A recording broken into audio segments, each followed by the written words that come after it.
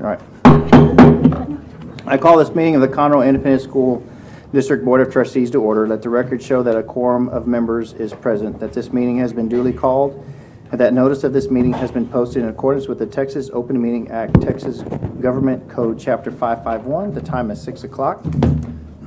Our first item is our invocation, which I will lead this evening, and then followed by that will be the Pledge of Allegiance. So those of you who'd like to join us, please stand.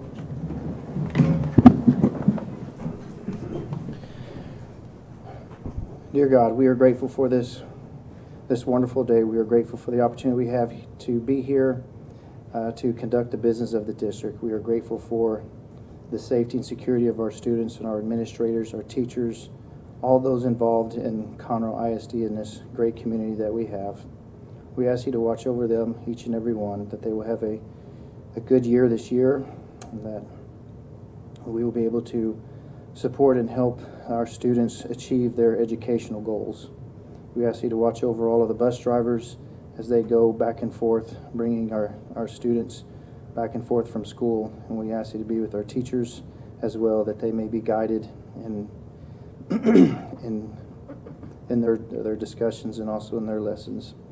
We ask you to be with the administrators, that they will have the calmness and attitudes to handle the issues that they deal with. We're grateful for all that we have. We ask you to watch over for those who are not able to be here today, that they may be safe, and we invite you to be with us this day. We say these things in the name of our Savior, Jesus Christ. Amen. Amen.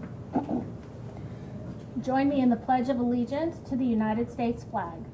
I pledge allegiance to the flag of the United States of America and to the republic for which it stands, one nation, under God, indivisible, with liberty and justice for all. And the Texas pledge? Honor the Texas flag. I pledge allegiance to thee, Texas, one state, under God, one and indivisible. Thank you, Ms. Wagaman. All right, moving on to item 2, which is our citizen participation. And I see that we do have some people here, Ms. Godfrey, that have signed up. So during this portion of the meeting, patrons who have signed up in advance may address the board in accordance with the Texas Open Meeting Act, Texas Government Code Chapter 551, and Board Policy BED. For comments regarding an issue on tonight's posted agenda, the board will defer its discussion of the issue until the item is reached on the agenda. For comments related to an issue that is not on the board's posted agenda, the board cannot deliberate or make a decision related to that issue. We ask that speakers address their comments to the board and not to the audience.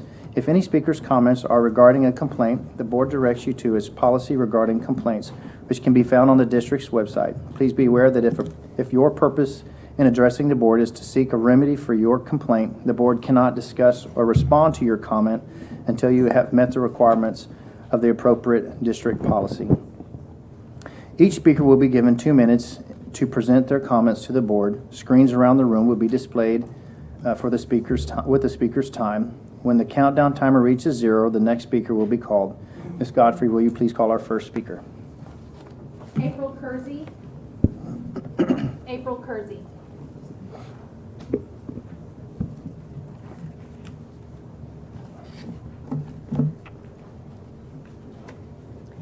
Good evening, members of the board, Dr. Knoll. My name is April Kersey. As a CISD parent, I was so pleased to see the board's unanimous support for the SHAC cell phone recommendation last meeting. During the meeting, Trustee Chase asked about the size of gap between what SHAC proposed and what is happening during instructional time. I'd like to answer based on my experience. The current CISD policy states, when students are not using the devices for approved instructional purposes, all devices must be turned off.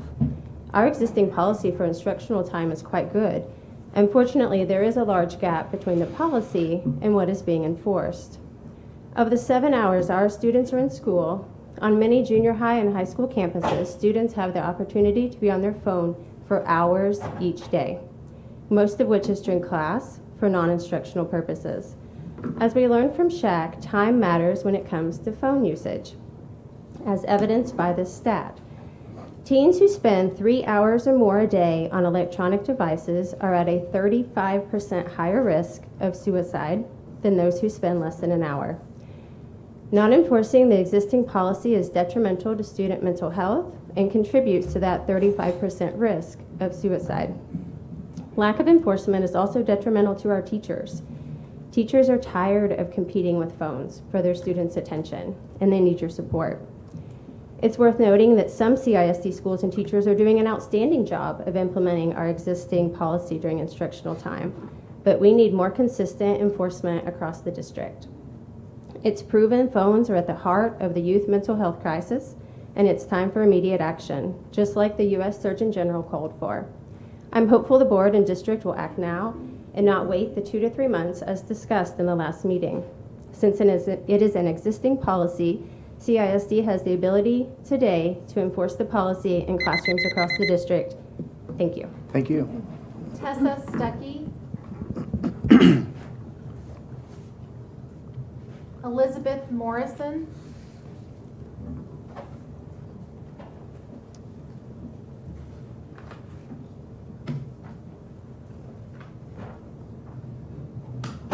Hello. So one thing I know for sure is on the agenda, and that is the budget. I can't wait to see you guys pass that. I'm very excited. The second thing I think is on the agenda for later on is choosing the delegates that go to the Texas School Board Association. So I'm hoping that when you guys make those choices, you make them based off of who we want to really represent Conroe ISD. So maybe people with the more controversial stance should not be the ones attending. Those who find that there are problems with posters maybe shouldn't be the ones that are sent to show that all means all. So that's kind of my thing is if you guys are choosing delegates, please choose wisely. Thank you. Thank you. Kelly Loftus.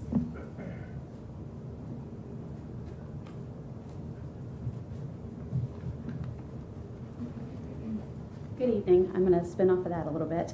Okay. For the last 10 years, my 3 kids have attended CISD schools. And over those years, we've heard the motto, all means all, countless times. It's come to my attention that some of our trustees may not fully grasp what all means, so I'd like to explain. The word all indicates the inclusion of a totality without exception. It means each and every. When our board proposes change to the district policy to appease the squeaky wheel parents of one child or the angry shouts of a very few outspoken, the impact comes to 70,000 students and 10,000 employees. Okay? CISD students come from varied backgrounds and they all deserve to see themselves in books, in lessons, on TV, and yes, even on classroom posters. Representation matters. All means all.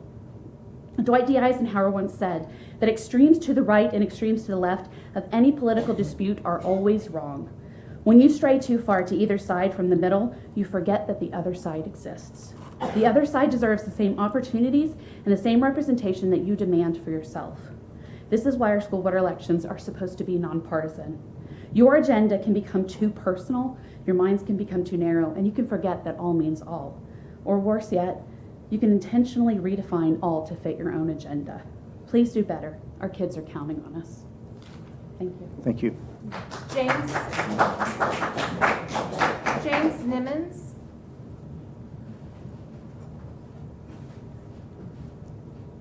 Good evening, members of the board. I'm Jim Nimmons. I'm a math interventionist at Conroe 9 and a homeschooling parent. And I just wanted to come and address the board regarding, can you hear me? Yeah, we can, but people online probably can't. Regarding House Bill HB 47, which you may or may not be aware of, but 2 years ago our governor signed into law giving the permission, it's commonly called the Tim Tebow bill, but giving permission for homeschoolers to be involved in UIL activities. But of course it's a district by district decision, and several districts around us are allowing this to happen. I know many families that are involved in, for example, Willis ISD UIL activities. And just wanted to encourage us to consider doing the same thing because I can't see really much of a downside to it.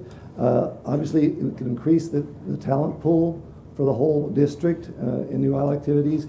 It certainly increases diversity, equity, inclusion, and all the idea of us being one in a family, the idea of community instead of division. It builds bridges and starts to tear down walls, hopefully. Currently, 37 other states are allowing this, and it's just something that Texas, I think, we can catch up with, and it's a great opportunity. Personally, I'm not going to, lie. Of course, I have a vested interest. My own son has been Coach Derek Brew. I can't speak for him, but he's been excited. He would love for him to be able to be on the track team. He said, I want him on my team, but it's not permissible right now. And Coach Hurd has said the same thing to us. But they said, but we can't, we're not going to talk to that politically. But it's a great opportunity, and a great opportunity for our kids. I think a great opportunity for the district. Thank you. And giving you all a lot of information to be able to look at in regards to that. Thank you very much. Thank you, sir. David Kilman. Is that what this is?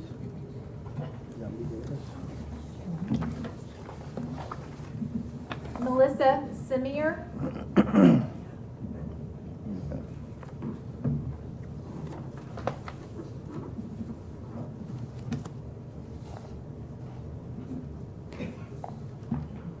Hello. Howdy. I'm speaking today as a Conroe ISD parent, though I've taught high school ELA, and I currently work as an adjunct English professor at Lone Star College. I'm here to express my concern about student cell phone usage at McCullough Junior High.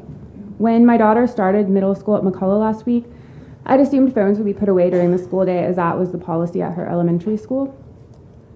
However, when watching her screen time, I noticed Wednesday, August 9th, she used her phone for 2 hours at school. On Thursday, August 10th, that time increased to nearly 4 hours while at school. I went through her photos and saw that the students are taking pictures of each other in class.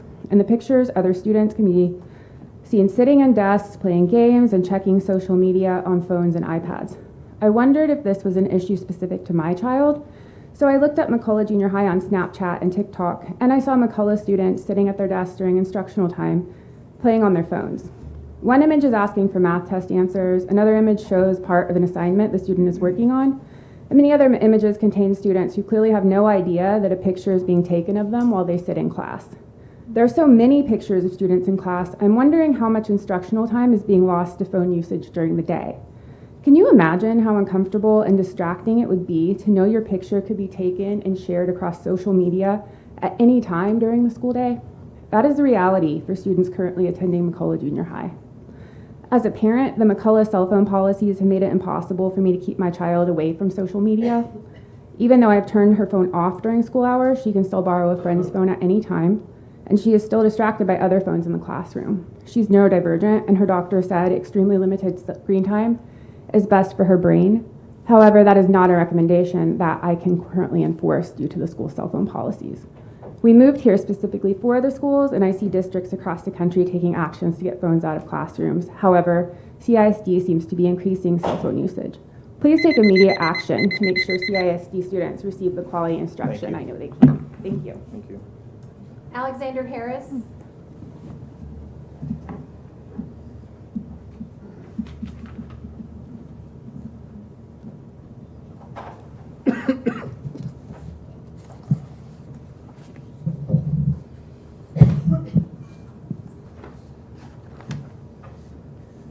Dear CISD Board and leadership, I will be doing a series on atheist ideologies. Our founding fathers, who were not atheists, declared we were created, but atheist ideology declares we were evolved from a common ancestor shared by chimpanzees and gorillas.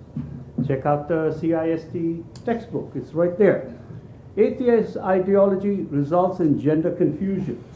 And ideology says, hey, we can fix that. What is this fix? If you feel like a female trapped in a biological male body, we will surgically remove, I'm sorry to go through this, your testicles and your penis and create a vagina for you so that you can truly be a woman. If you feel like a male trapped in a biological female body, we will surgically remove your ovaries, your uterus, rip off skin off your arms or legs, carve out your clitoris, create a 4 to 6 centimeter penis for you so that you can be a man. Atheist ideology is keen that our children whose prefrontal cortex is not fully developed to be indoctrinated with NSCS, which is the National Sex Education Standard, to make irreversible, life-changing gender modification. This indoctrination is seen in the library materials, at our CISD libraries, and our librarians are either clueless to support or support this. Atheists would like us to see our taxpayers pay for these horrendous surgeries on our children. But thank God, Texans have said no with SB 14. As someone said, hey, we got to stamp out the other ideologies, but as a Christian, we don't stamp out other ideologies that disagree with us. Rather, we just shine the light on them. Thank you. Thank you. Teresa Neiman.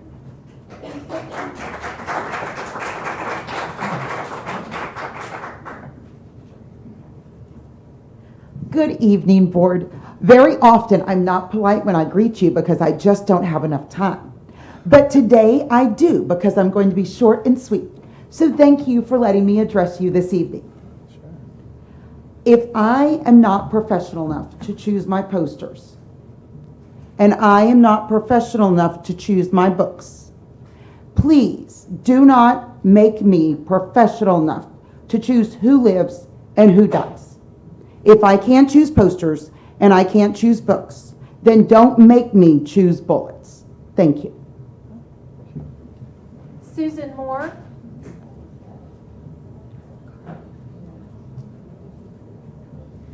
Good evening, board members. I'm here to defend the rainbow. My name is Susan Moore, and I've been a teacher in CISD for 25 years.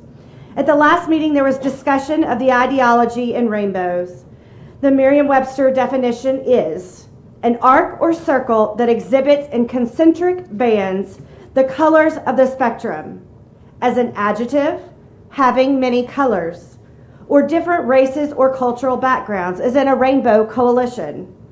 Nothing in that defines ideology.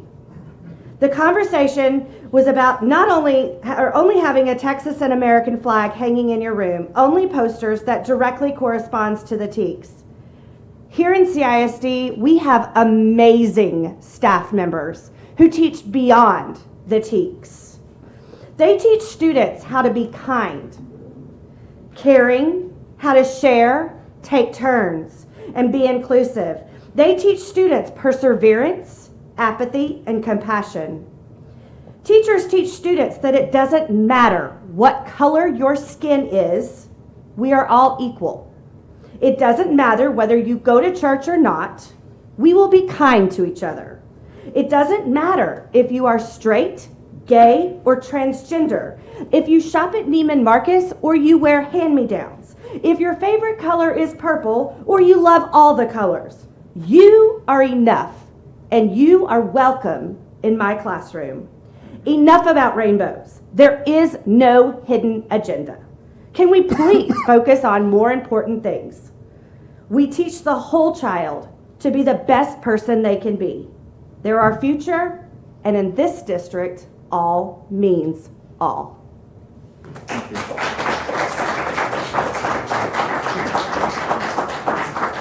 Scott Nelson.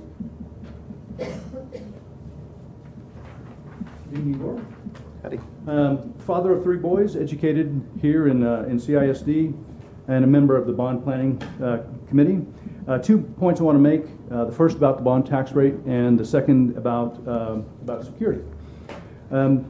First, the tax rate increases as it relates to the bond. This is my understanding, that there was a 15-cent tax decrease related to the work done by the Texas legislature, and a 17-cent increase related to the bond under consideration. I think I have that right.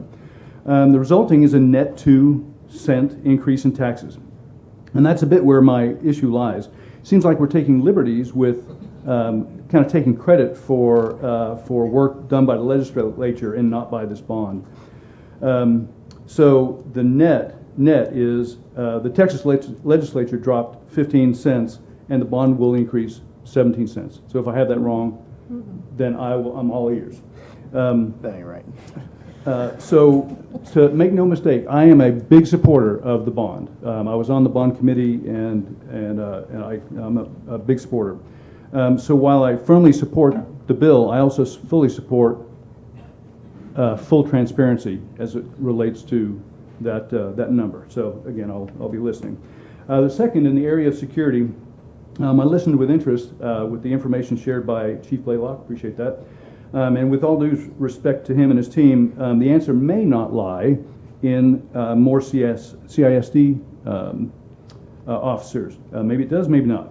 But there's a community in our county that has firearm, body armor, and tactical mastery, and many of them have taken live fire and returned it. And I'm speaking, of course, of our veteran community.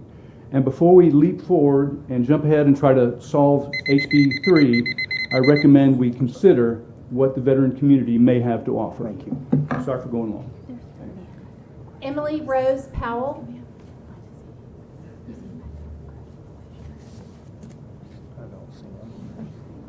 Good evening, board members. My name is Emily Rose Powell. I am an assistant manager of litigation and arbitration at Montgomery Central Appraisal District. I am also the proud mother and stepmother of 2 recent Conroe ISD grads. I stand before you today to implore you to reject the resolution to oppose our recent budget.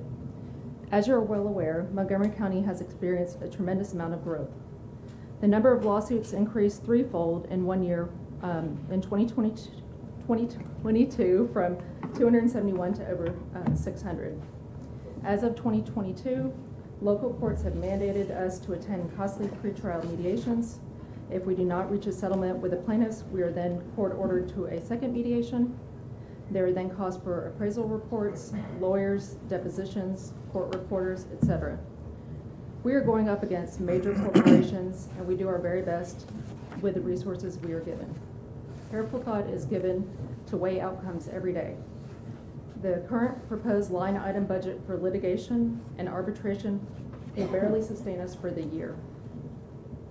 The alternative option without the necessary budget is to settle all lawsuits and arbitrations. The consequences of inaction would indeed be greater losses in tax revenue for schools. Again, our success directly benefits Conroe ISD and its constituents. I thank you for your time and consideration. Thank you. Troy Lonnie. Really quickly, I see a gentleman back there that's got crutches. There's some seats up here if you need to find a place to sit down, or I'm sure someone would be happy to trade with you back there as well. I've had those crutches before. A nice seat is sometimes really nice. Hello, my name is Troy Mauney. I'm a resident and a taxpayer of Montgomery County and an employee of MCAT. I'd like to thank you all for your service. My father was on the school board at Klein Independent School District back in the early 70s, and he's missing in a lot of our family albums because of it, and I can feel your pain. But I'm here tonight to encourage each of you to support our budget for 2024. I feel that historically the district budget has been underfunded and feel that something needs to change in this regard due to the county growing so rapidly. My reasons are more competitive salaries. I've been commercial appraiser for 6 years and have had 4 supervisors in that time. People come and go due to high stress and the workload. Their salaries have not been competitive, and so they leave. And we need to compete for more experienced employees. Trainees take 3 to 5 years to get licensed up, but if you don't compensate them properly, they leave, and then we just become a training ground for other CADs in the state. After they're trained, they need to find a way to keep them. Okay, the county's growing. People are moving here at an alarming rate, and in order to keep up, we need more manpower to handle the ever-increasing workload. Not only appraisers, but exemption clerks, administrative positions, and support staff. Even during COVID, construction didn't stop. There was no noticeable, measurable decrease in permits or construction, and it just kept on. It just kept on rolling. The district is severely understaffed, and manpower is just part of the equation. We need to upgrade some software and some equipment as well. Janet Doyle was made the interim chief and then became chief, and we'd just like to, we can do only so much with her, with what we got, and we can do so much more with the improvement. Thank you. Thank you. Brad Dyer.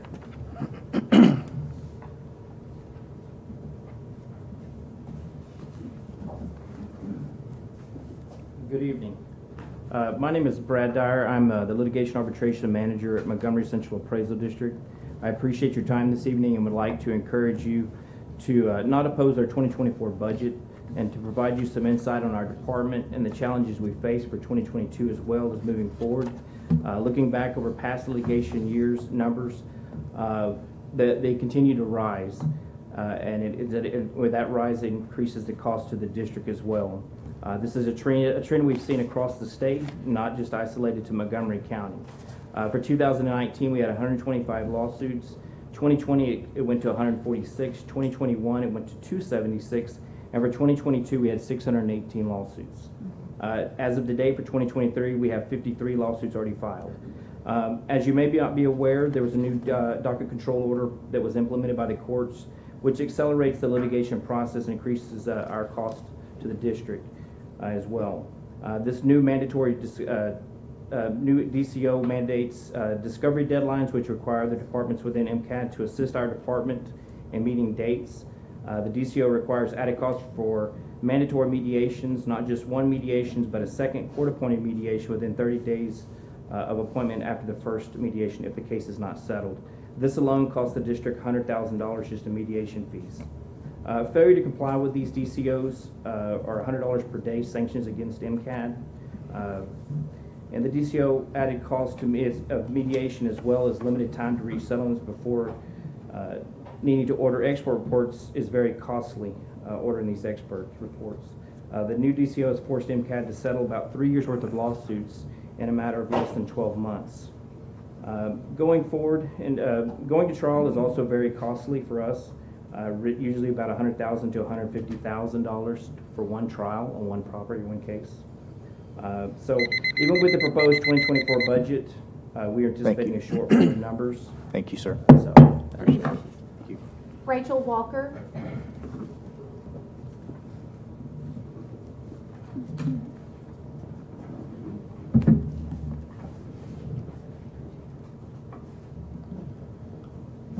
Good evening, Board. President Hubert, Dr. Knoll.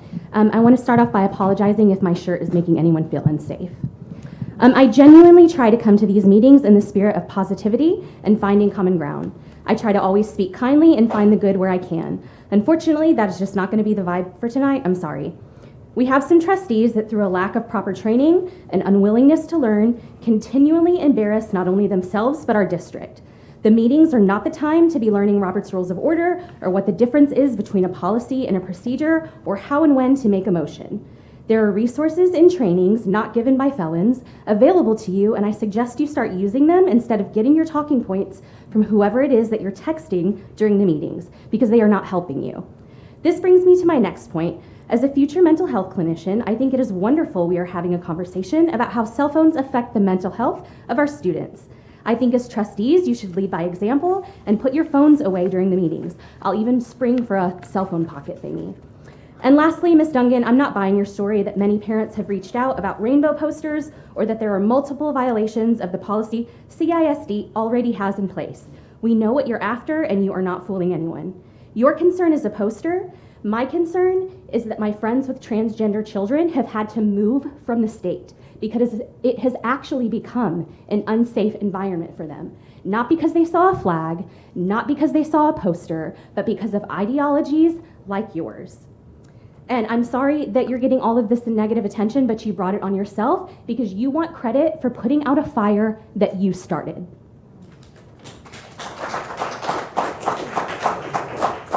Megan Crowell. Hi, my name is Megan Crowell. I'm a Montgomery County voter and resident of 10 plus years. My mom is a retired Texas public school educator of 24 years. So I grew up in classrooms outside of just the normal school hours. I attended a high school where I was the minority, and I have worked in higher education with a diverse and vulnerable group of students on a daily basis. But above all, I am an extremely concerned community member and mother of two amazing children, one of which attends school in CISD. I was not born in Montgomery County, but I did marry into an incredible family that has resided here for 40 plus years and has been heavily involved in this community and this school district. And what I've learned is that this community is made up of educated, reasonable, and compassionate citizens that have a solid grasp of right and wrong. The intent behind what was brought up and why, in the form of a first grade classroom poster with a rainbow, can't be described in any other way than disregard for all is all and blatant racism. The ideology of exclusivity expressed is not supportive of our CISD students nor this community. I have had numerous conversations with equally appalled community members, parents, and voters, and you need to understand that words have repercussions. We are listening and are not afraid to vocalize our concerns regarding what's being discussed in these walls. If as community members, educators, and parents, we are not advocating for, teaching, and modeling respect and inclusivity to our children, what are we doing? Thank you. Thank you.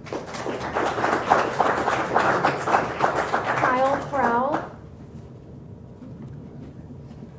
Hello. My name is Kyle Crowell. I'm from here. As a matter of fact, I was born in this building back when it was Doctor's Hospital. Wow. My childhood doctor was the Republican Party chairman of this county.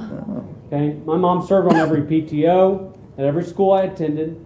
My dad was at every game I ever played. My whole family, from siblings to uncles to aunts to cousins, and now my children, have filled the halls of these schools as students, parents, educators, and administrators. I went off to college and law school, but I've had the privilege to come back and serve this community as an advocate and public servant on both sides of the criminal justice system. I've literally represented the most respected to the most downtrodden, the purest of heart to the criminally insane.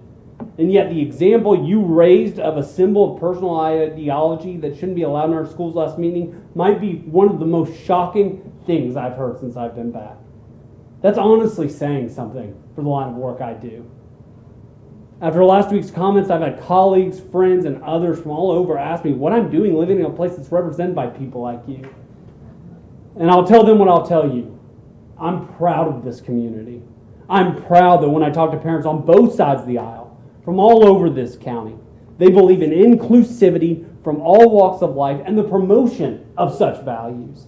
And it just makes me sad and frankly disappointed that some of you, and including you, ma'am, see us as nothing but a bunch of people that you can conjure up votes from through race baiting and fear mongering. That's not the Montgomery County I know, and I welcome you to take a step back from your ivory tower and take a look and see that those values do not represent us, and they certainly don't represent what's good and right for our children.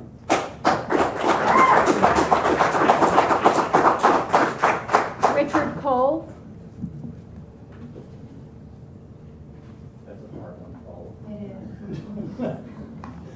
Hi, my name is Richard Cole, and I'm a supervisor at the Montgomery Central Appraisal District.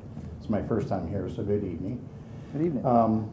I moved into Montgomery County about 11 years ago, and when doing so, one of the first places I went to was the appraisal district.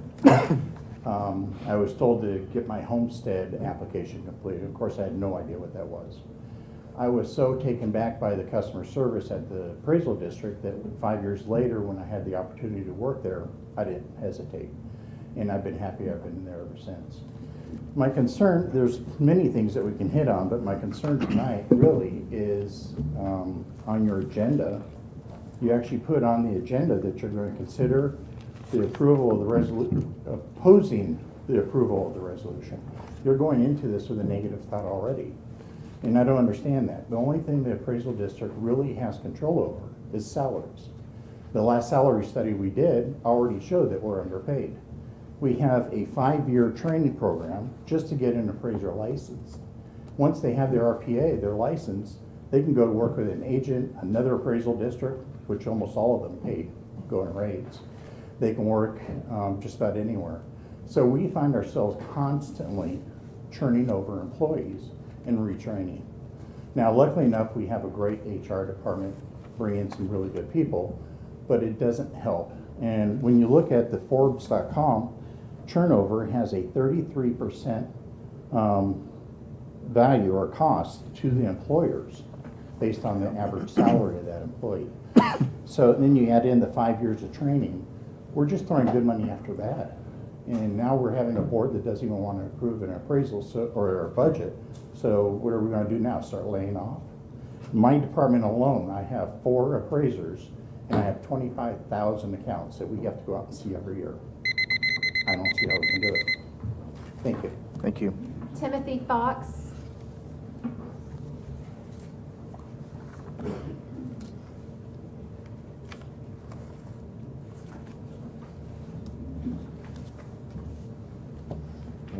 Hello, my name is Tim Fox. I'm a parent of 2 kids in the district. I'm one CISD graduate last year. I'm also a teacher here. I even graduated from CISD, so I'm pretty familiar with and I'm highly invested in this district. We have amazing students, great teachers, wonderful things happen here all the time. We should not be newsworthy because the news doesn't care about good things. They only care about the bad. And yet we were on the national news. We're now infamous because of statements made at the last board meeting challenging the inclusion of a poster. Our mission statement is all means all, but lately seems like that only means some. This is not the case in my room. I don't care who comes in the room. Have a seat. Let's learn some physics. We'll have a good old time. It's great. But all means all, it's our mission statement. It is not all means some. It's not some means all. I don't get it. I don't. I would like for those who have decided otherwise, please recommit to making our district a welcoming place. Exclusion is not an active process. It's a quietly repulsive practice that works to exclude some by first banning little posters. We ban diverse points of views in books and libraries, and then we use little racist dog whistles in our campaign ads. Hatred and bigotry should not be on the syllabus. Thank you. Kelly Cowis.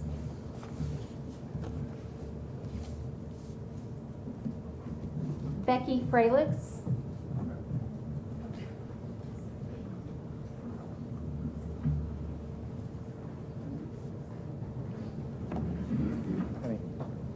I appreciate the opportunity to speak regarding the need for a district-wide cell phone policy. My name is Becky Fralix, and I have 3 girls, 2 of which graduated from College Park and 1 who is a sophomore at College Park. I served on the SHAC committee and the mental health committee where we discussed numerous hours and researched creating the best policy for our students' mental health. The statistics we found were alarming. Cell phone addiction has been linked to disturbing rise in suicide, cases of anxiety, depression, and attention disorders. Our students need to connect face-to-face, engage in meaningful interactions, opportunities to be creative, and develop social and emotional skills that are fundamental to their well-being. 11 years ago, my oldest daughter entered high school, and she was immediately greeted with the education of don't drink and drive. Everyone was rallied around it. Moms Against Drunk Driving. There were youth groups that were Friends Don't Let Friends Drive Drunk. Schools invested in Shattered Lives, and highways had signs that said stay alive, don't drink and drive. Everyone united and educated our children. That's what we need for cell phones. That generation went to college and they made Uber and Lyft a billion-dollar industry because they don't drink and drive. Just as we rallied together to address these dangers, let's all now rally together against cell phone usage in school. We need a policy to put them away for the day. We can create a safer environment for our children to thrive face-to-face. All means all in Conroe ISD. And all means all these kids are going to have a cell phone. We all need to be part of the solution and get behind a cell phone policy. Thanks. Thank you. Robert Holden. Robert Holden.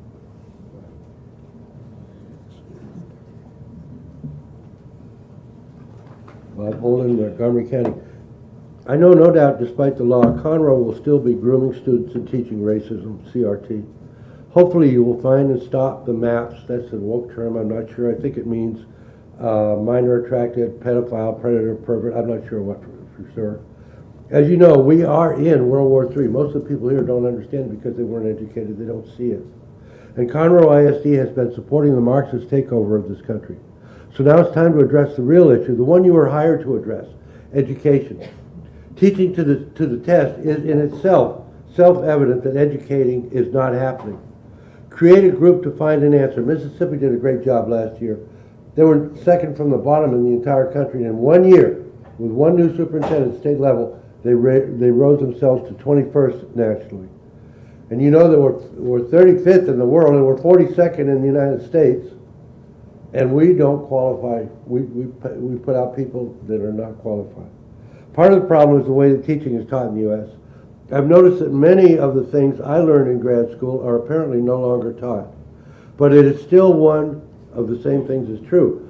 In the United States, because it's different in other countries, someone who graduates with a master's from School of Education is qualified to teach nothing. And you're not allowing the teachers to get educated in their subjects, as I understand it. I also learned that the current teacher is greatly influenced by the ideology of Paulo Freire. Okay, and I'm sure you know he's famous for his prodigy of oppressed and how to institute neo-Marxism in education, and it's in Conroe ISD in a big way. It's been a long march through the institution. Thank you. Thank you. Jacob Martinez.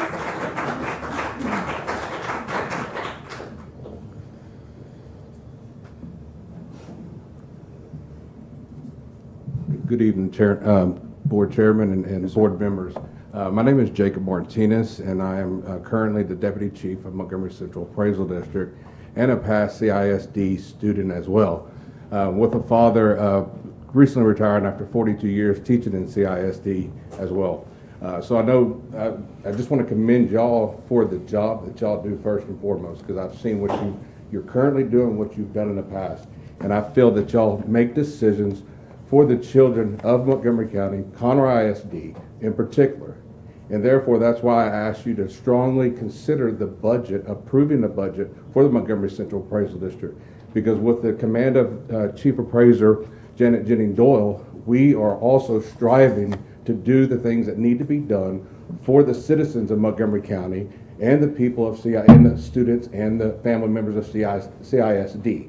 Without the funds for things that have impacted our job, we will not be able to provide a customer service as what y'all do at CISD. So that's what we're striving to do. If you pay attention to the budget, you will see that there are things in there that are necessary, not a want, but it's a necessity. Because if we keep kicking this can down the road, what's going to happen is we're not going to have all the properties on the appraisal roll.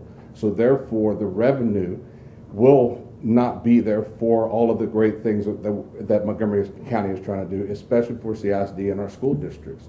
So I just ask you to review the budget and see the necessity of it. It's not a want. I know a lot of times people have wants, but the necessity is there. And Ms. Janet Jennings Doyle, our chief appraiser, has laid it out pretty clear of what we need. Because if we keep going down this road, all the beautiful things that we have in Montgomery County, in ISD, are at a risk of not being able to go forward. Thank you for your time. Thank you, sir. God bless you. Justin Wilson.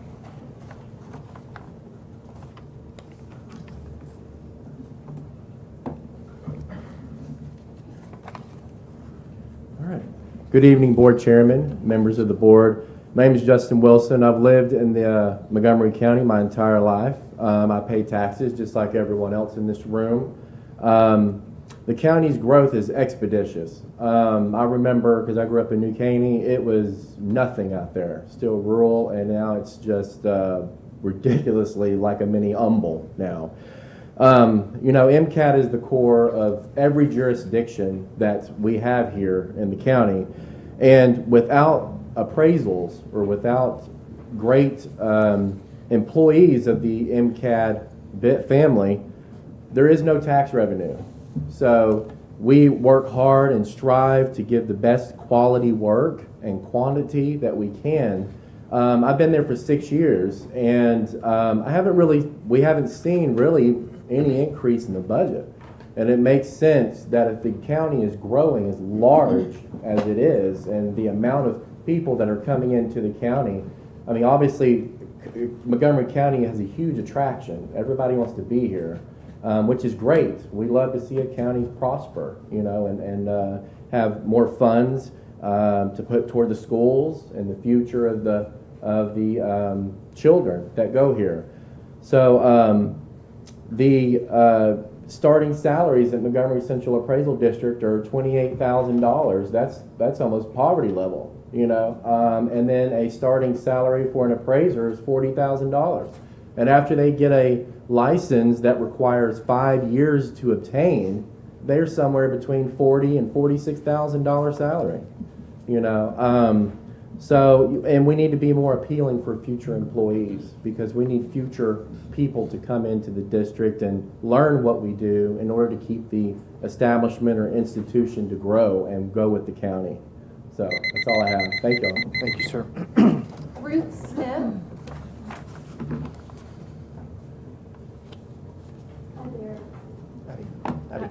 I'm also speaking about the budget for the appraisal district. As the broker owner at Keller Williams Realty, I totally understand the need for their services. They help so many people as they come to our area. And I thought it would be easier for you to get the scope of the picture if I could quantify a little bit of this. Since 2018, there have been 1,819 new subdivisions in our county. It's a lot. During the same time period, the number of accounts serviced by the appraisal district has grown by 59,770 accounts. And I've got to thinking, okay, so that leaves out all the people that have been here all their lives. So what about those folks? And when I got the demographics from 2021, at that time there were 214,328 households. And so since that time, you can add about another 35 to 40,000 accounts. So I think it's just like your schools. You're trying to figure out where to get the money to build them. They're in the same boat. Those same people that are numbers here are people. They're families. And these folks at the appraisal district help take care of their probably most valuable asset. So I ask you to look at the thing again and question and figure out what you can do with it. Thank you. Thank you. Aaron Bingham.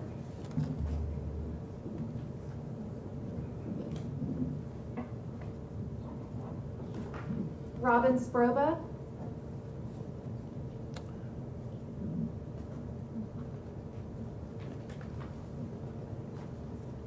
Hello, Superintendent, Board, Mr. President, Board of Trustees. My name is Robin Sproba. I am a local real estate broker, and actually I was a 12-year member of the Willis ISD Board of Trustees, so I've been in your shoes and I appreciate your service. I'm also a local real estate investor. I own 16 properties in Montgomery County and 7 of those in Conroe ISD. I'm here to speak to you tonight, no surprise, on behalf of the Montgomery Central Appraisal District. I noticed on your agenda that you intend to oppose their 2024 proposed budget, and I personally know just from my time on the Willis Board how unusual that is. I thought, what? Really? Why? And perhaps I don't understand your position. If someone could explain it to me later, that would be awesome. But it seems like you're cutting your nose off to spite your face. Like, this is like your right-hand man. Like they're on your team, they're on your side. But just anecdotally, I'll tell you that each year our company is inundated in March through May with our clients calling us with help with their property tax. When property tax proposed values come out, we're inundated with requests wanting advice on protests or exemptions and all of the things, and particularly in the last 3 years, as you might imagine. And in fact, the Conroe Chamber of Commerce asked my husband and I to do informational sessions at the chamber, free to the public, just to help get the word out on what's going on in the real estate market and how to protest and how to make sure you have your exemptions and all of the things. And the folks at MCAD were so service oriented. They just want to help our taxpayers. They just want to help. And I'll tell you, it's been like that as long as I've known the folks at MCAD, but this year, the service isn't there, and it's not their fault. They still have a heart for service, but they are overwhelmed. And I'm going off script here and rambling. I'm sorry, I have 3 seconds. Oh no! Just, I encourage you, please read their budget, understand their budget, and why are you cutting your nose off to spite your face? Like, Thank you. for real. Thanks. Appreciate it. Sorry, I went so long. Diane Nelson. I know, did Christian pull her name? I think she withdrew already. Okay. Yeah. Hi, I want to address our district's membership in association with TASB. I have a simple two-part question that I've been trying to get an answer to. I want to know how much our school board pays for its membership in TASB and if those funds are part of the proposed budget. I tried to get an answer to this question by calling the district. I thought it would be easy based on my interaction I had just a few days ago with Dr. Knoll, who made it super simple.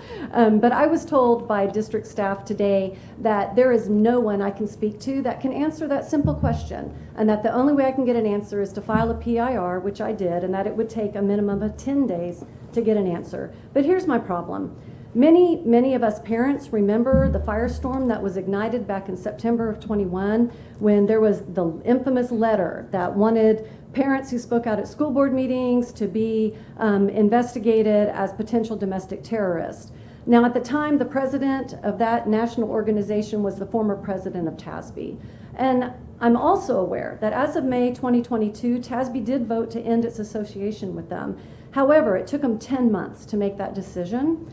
And my complaint regarding all this is that during that 10-month period, TASB never came out and denounced that letter at the national level, never came out and spoke anything in defense of parents' rights to come and speak their mind. And I have a problem with that. Even when the organization voted to withdraw, Dan Troxel, the current TASB president, said, quote, "It was due to the NSBA's internal processes and controls," unquote. They still couldn't bring themselves to openly defend parent rights. TASB is a lobbying group. They spend a great deal of time in Austin, and there's over 1,200 school districts that are part of it. And there is no way that they can adequately represent every school district's challenges, goals, or community values. It's time to withdraw our membership from them. Thank you. Stacy Ernest.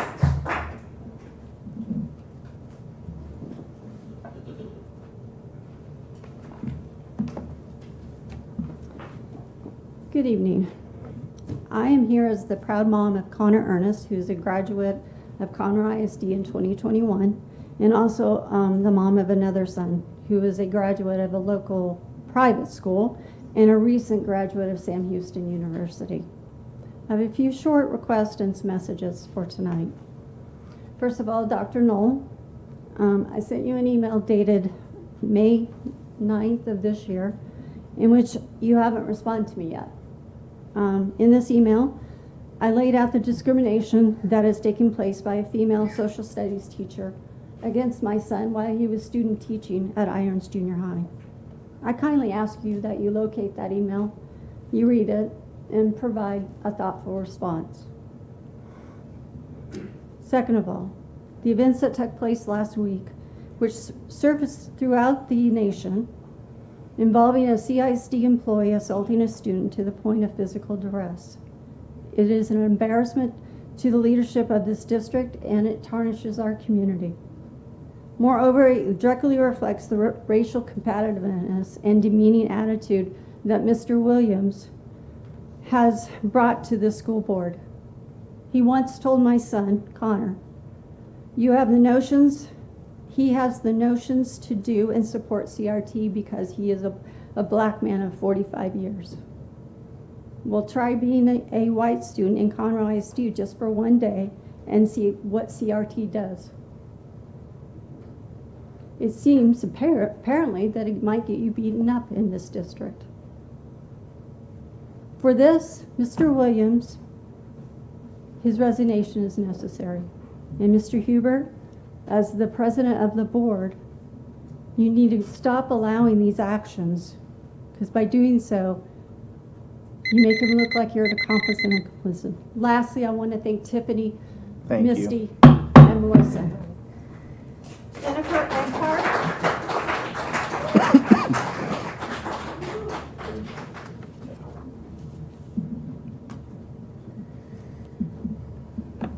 Good evening. I'm here to speak about the displayed or the potentially displayed political ideologies in the classrooms. I'm not going to speak to anything specific. This is more in generality.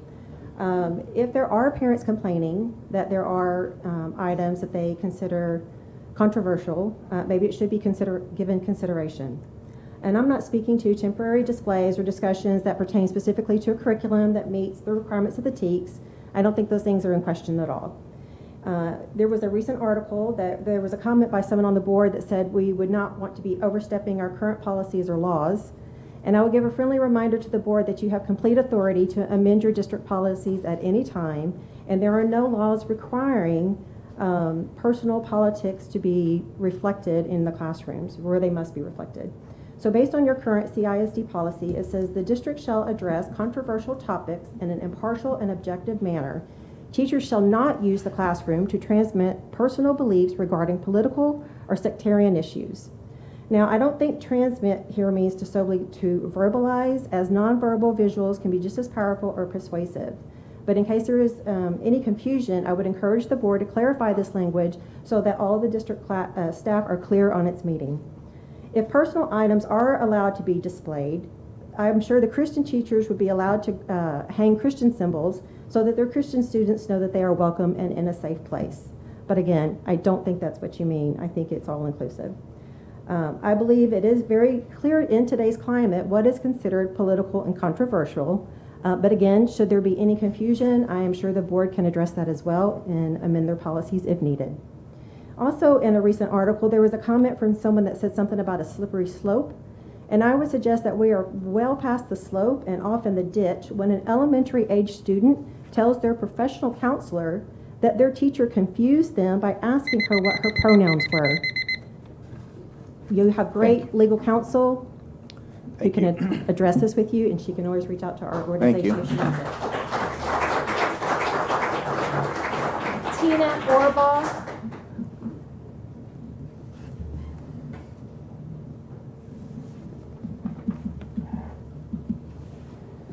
Hi, my name is Tina. I first want to say one thing is there was so much hate coming up here and in this room that I couldn't believe how much hate there was. It was against Melissa, and I am very sorry, but I don't believe anything that was said about her. I don't think there was anything that was wrong in what she did because they twisted the truth. They ended up getting to the point where they trapped her. I know because I got trapped. I came here speaking once, and they took 3 words of what I said and twisted it all around. So don't believe everything you see. Don't believe everything you read, especially when it's coming from the news.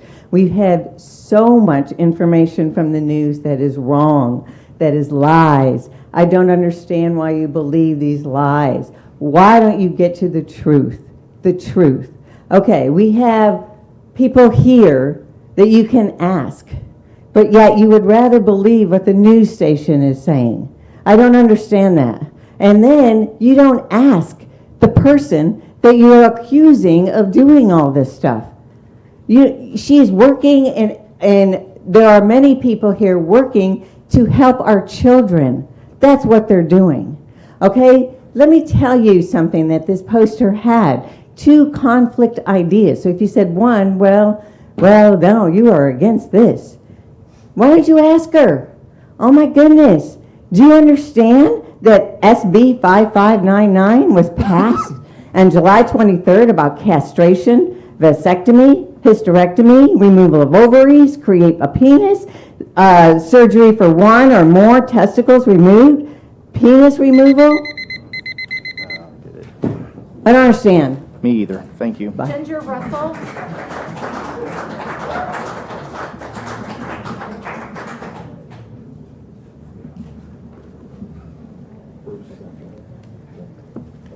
Hi, good evening. What I've been seeing here at Conroe ISD, though I haven't been at a lot of board meetings lately, and other school boards across this country over the last few years, is nothing but good versus evil. We're dealing with Marxist ideologies of critical race theory, diversity, equity, inclusion, which is Marxism, pornographic and vulgar books in our school libraries, the promotion of homosexuality, and the gender mutilation of children. It's all good versus evil. We live in a time where evil is celebrated and promoted, while godliness and holiness and goodness are treated with contempt and disdain. We celebrate sin publicly with events like pride parades. In God's word it says, "The wicked freely parade and prance about, while evil is praised throughout this land." Woe to those who call evil good and good evil. Woe to substitute darkness for light and light for darkness. Woe to those who substitute bitter for sweet and sweet for bitter. The truth of God's word and the things he has ordained we are seeing turned on its head for those that do not wish to abide by his commands and his word. In Romans 1, it says, 132 also speaks of God's wrath against sinners who, knowing the judgment of God, that they can commit such things are worthy of death, not only do the same, but take pleasure in doing them. The battle of good versus evil will continue to rage on until God's return, and mark my word, he will return. I will end by saying, Melissa, I'm so sorry for what you've gone through. If those that have been up here demonizing you did not take the time to speak to you personally on what your heart and your intentions were, shame on them. Thank you. Bruce Tuff.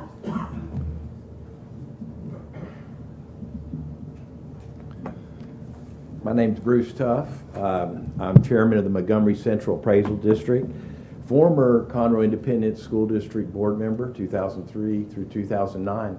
My observation is these board meetings hadn't changed much. I just wanted to tell you, our objective at the Montgomery Central Appraisal District is to be the best, the very best in the state of Texas. We want to be fair, want to be equitable, and want to treat people with dignity and respect. Part of that objective, and I'm proud of the employees that came in today to speak, we're facing a lot of issues. This is a $54 billion valuation in the county, $2.7 billion increase, 10%. Really, our computer system, it's 15 years old. It's our fault. We should have fixed it a long time ago. We got to manually enter our exemptions. Postage has increased dramatically. ARB is our appraisal review board members, and we've got to pay them to come in independent. So those are really big items that really drastically affect this budget. And I think it's partly our fault because we haven't been asking for the money that we need to adequately perform the services that are required by the appraisal district. But we service you. We service the taxing jurisdictions. I'm elected by the taxing jurisdictions to serve as the chairman of the Montgomery Central Appraisal District. But I want to thank you. I want to thank you for your consideration. I just wanted to hit those high points. But I also want to introduce our new chief appraiser. We have a brand new chief appraiser. She's been on the job for 8 months, believe it or not, and facing a massive amount of challenges. But Janet Doyle, would you please stand up? And she's going to be here to answer any questions. Thank you.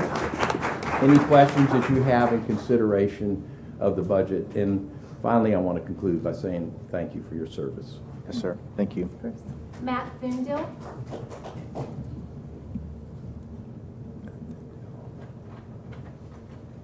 Carrie Freemeyer.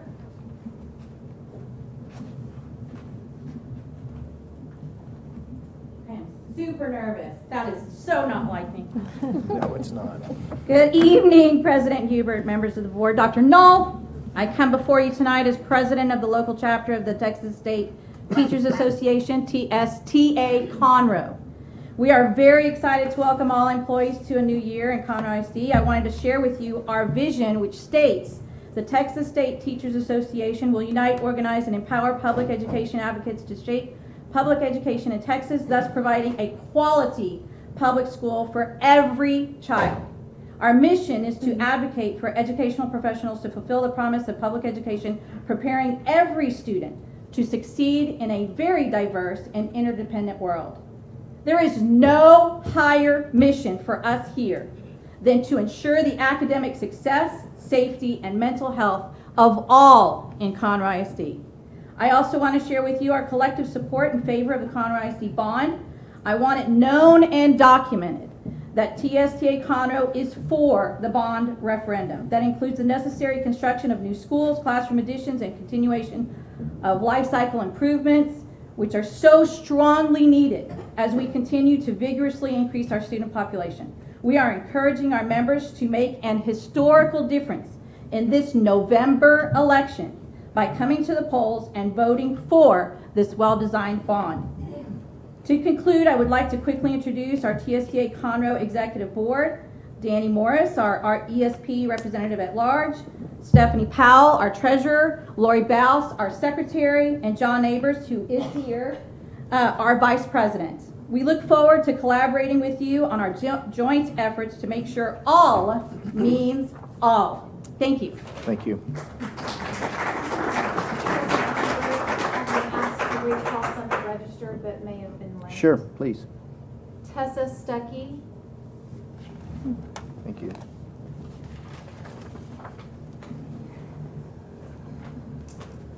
Hi, I want to apologize for being late today, and wouldn't you know, I left my notes in my car. So I'm going to do my best, and I'm going to keep it short.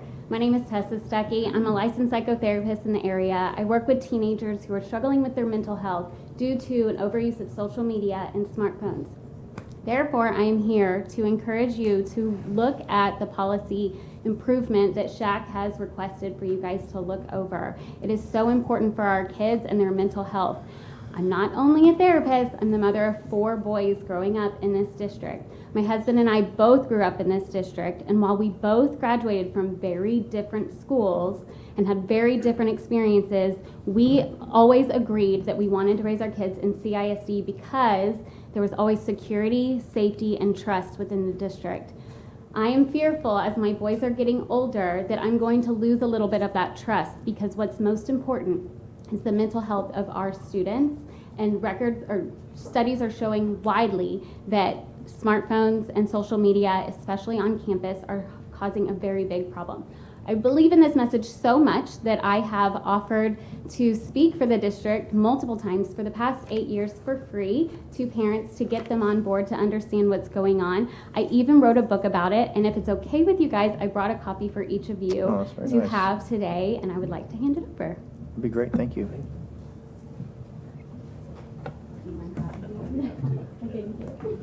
Thank you for having me. You bet. Thank you. David Kilman.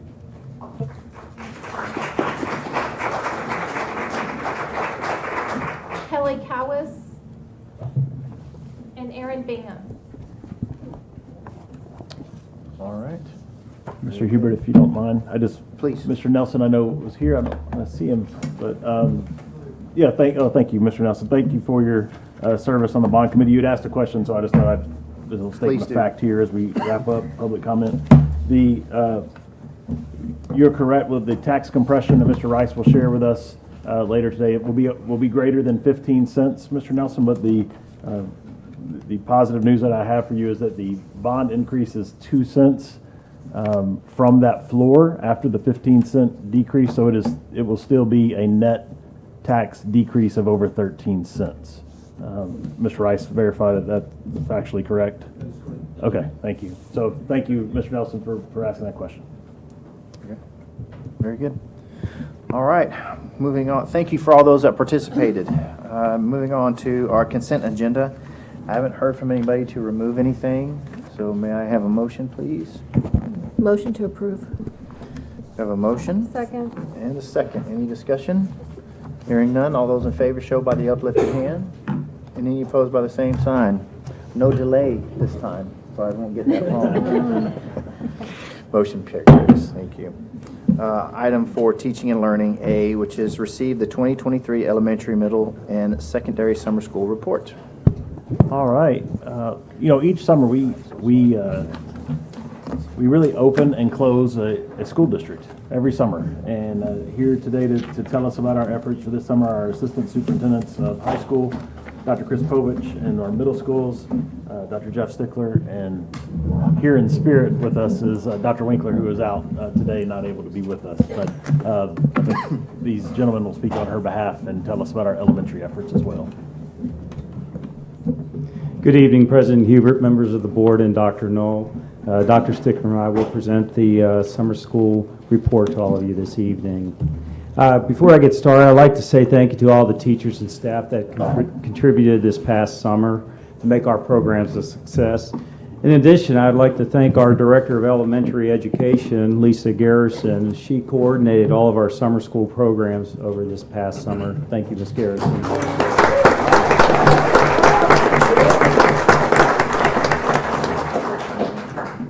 As mentioned before, Dr. Winkler is not here this evening, so I'm going to present the elementary data for you. In the audience tonight, we have some of our elementary school principals that served this past summer. Would our elementary principals that served this past summer please stand and be recognized? They are Principals Ryan Stepp, Genesis Humphrey, Pam Britton, Laura Sims, and April Toma.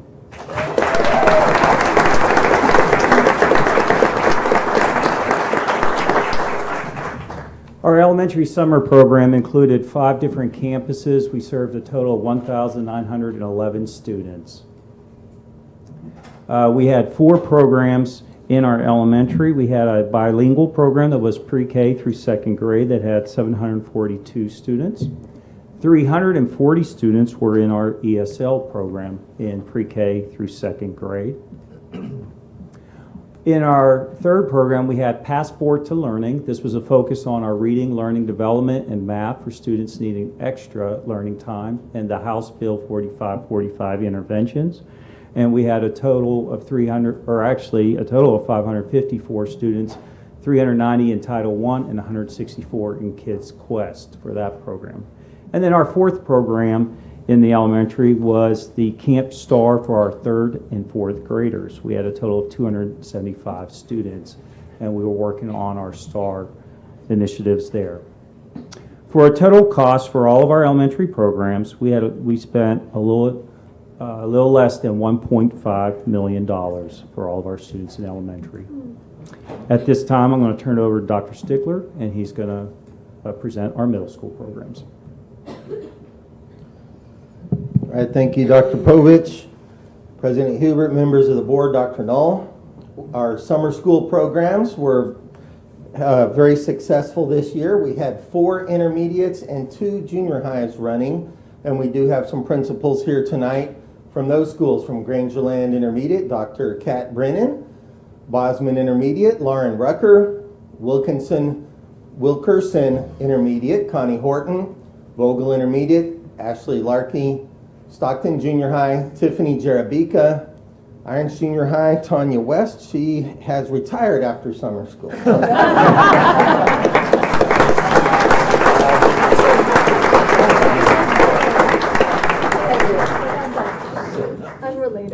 Our middle school programs were at, like I said, 6 locations, had 1,151 students were served. You can see the various administrators and teachers and people that we had on board. Our summer school offerings for middle schools are very similar at the intermediate level to the elementary, with our Passport to Learning, Camp Star, accelerated math, and dyslexia interventions. Our junior high, little more increased. Credit recovery, Camp Star, ESL Academy, math acceleration, dyslexia intervention. And then some of our junior high students actually got high school credit in Algebra 1, Geometry Honors, and several other credits like Spanish and PE. So the cost of middle school program, you can see there was a total of $771,490, a lot of that through the federal title grants. All right, and I'll turn it back over to Dr. Povich to finish up with high school.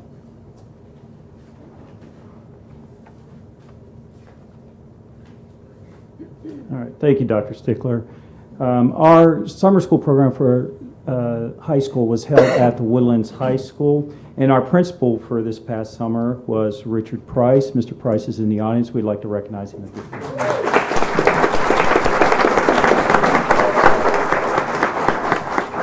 I'd also like to thank Dr. Landry. I've seen him here earlier, and the Woodlands High School for being a gracious host for our summer school. It's a big endeavor for us, and they were extremely helpful. Thank you. We had 783 students that were served in our high school program at the Woodlands High School. And here are the courses, and there are two programs essentially for our high school. You have initial credit, and then you also have our recovery credit programs. In our initial credit, these are students that are working on getting the credit for the first time. They most likely have not seen this course before, and this is new material for them.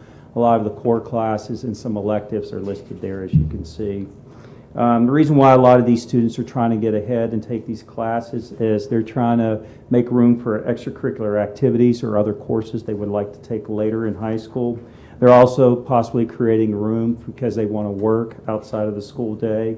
And then there's some others that are working on to graduate early. Our other program is our credit recovery, very similar to the initial credit. We expand the core subjects there that we are offering for credit recovery on those programs there. This is vital for us to make sure that we can keep kids on track and that they can graduate on time. In summary, our high school summer program, we had 783 students. They took collectively 1,115 courses that were taken. 98% of those courses they completed successfully. 342 of those courses were initial credit. And then 97% of our credit recovery students were successful as well. And again, this is essential for us to make sure that our kids are graduating on time in Conroe ISD. And for some, they're graduating early. Total cost for the high school programs was $407,192. Other summer school programs include our summer enrichment programs. This was held at McCullough Junior High, and Dr. Jenny Lucas was our principal. It's Dr. Lucas here, and we'll have her stand.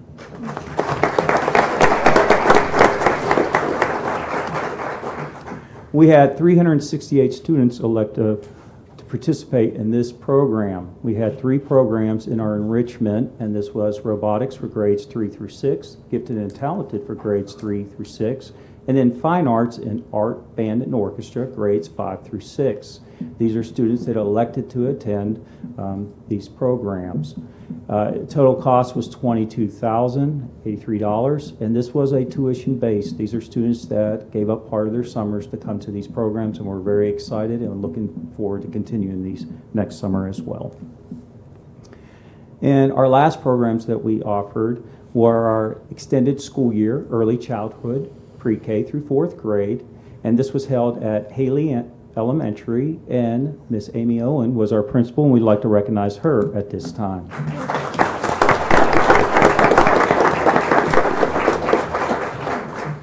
We had 148 students that attended that particular program. We also have the similar program that was held at Oak Ridge High School 9th grade campus for grades 5 through 12. 93 students attended, and Angela Reagan was our principal there. Ms. Reagan, please stand.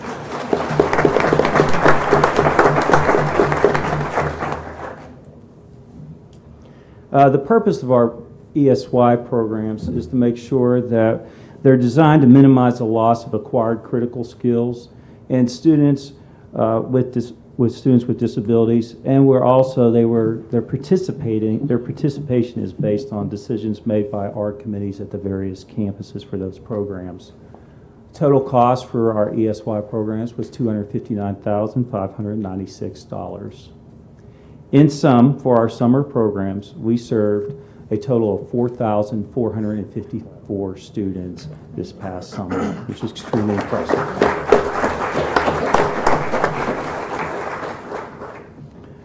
A couple other things. First off, again, we want to thank our teachers and staff that made this successful in all of our programs this past summer. I'd also like, Ms. Garrison will point out this as well, we'd like to thank a special thank you to our technology department that helped revamp our registration process and made it easier for parents and staff to get our students in these programs. And I would also like to point out and thank our transportation department, child nutrition department, and our custodial maintenance to keep us in running for all these various programs across the district this past summer. Again, we also like to thank all the students that were there participating in summer school and all the parents that were supporting us through that. Thank you, President Hubert, members of the board, and Dr. Knoll for your time. At this time, we'll take any questions if you have them for Dr. Stigler and I. Any questions? No questions, but just a comment. Comments. So I have a kiddo who participated in one of the summer enrichment programs at McCullough, and it was crowded, so I believe those numbers. But it was a really great experience for her, and it was amazing what she was able to learn just in a small amount of time. So really well done to everyone who was involved. Thank you. Thank you. All right, very good. Thank you very much.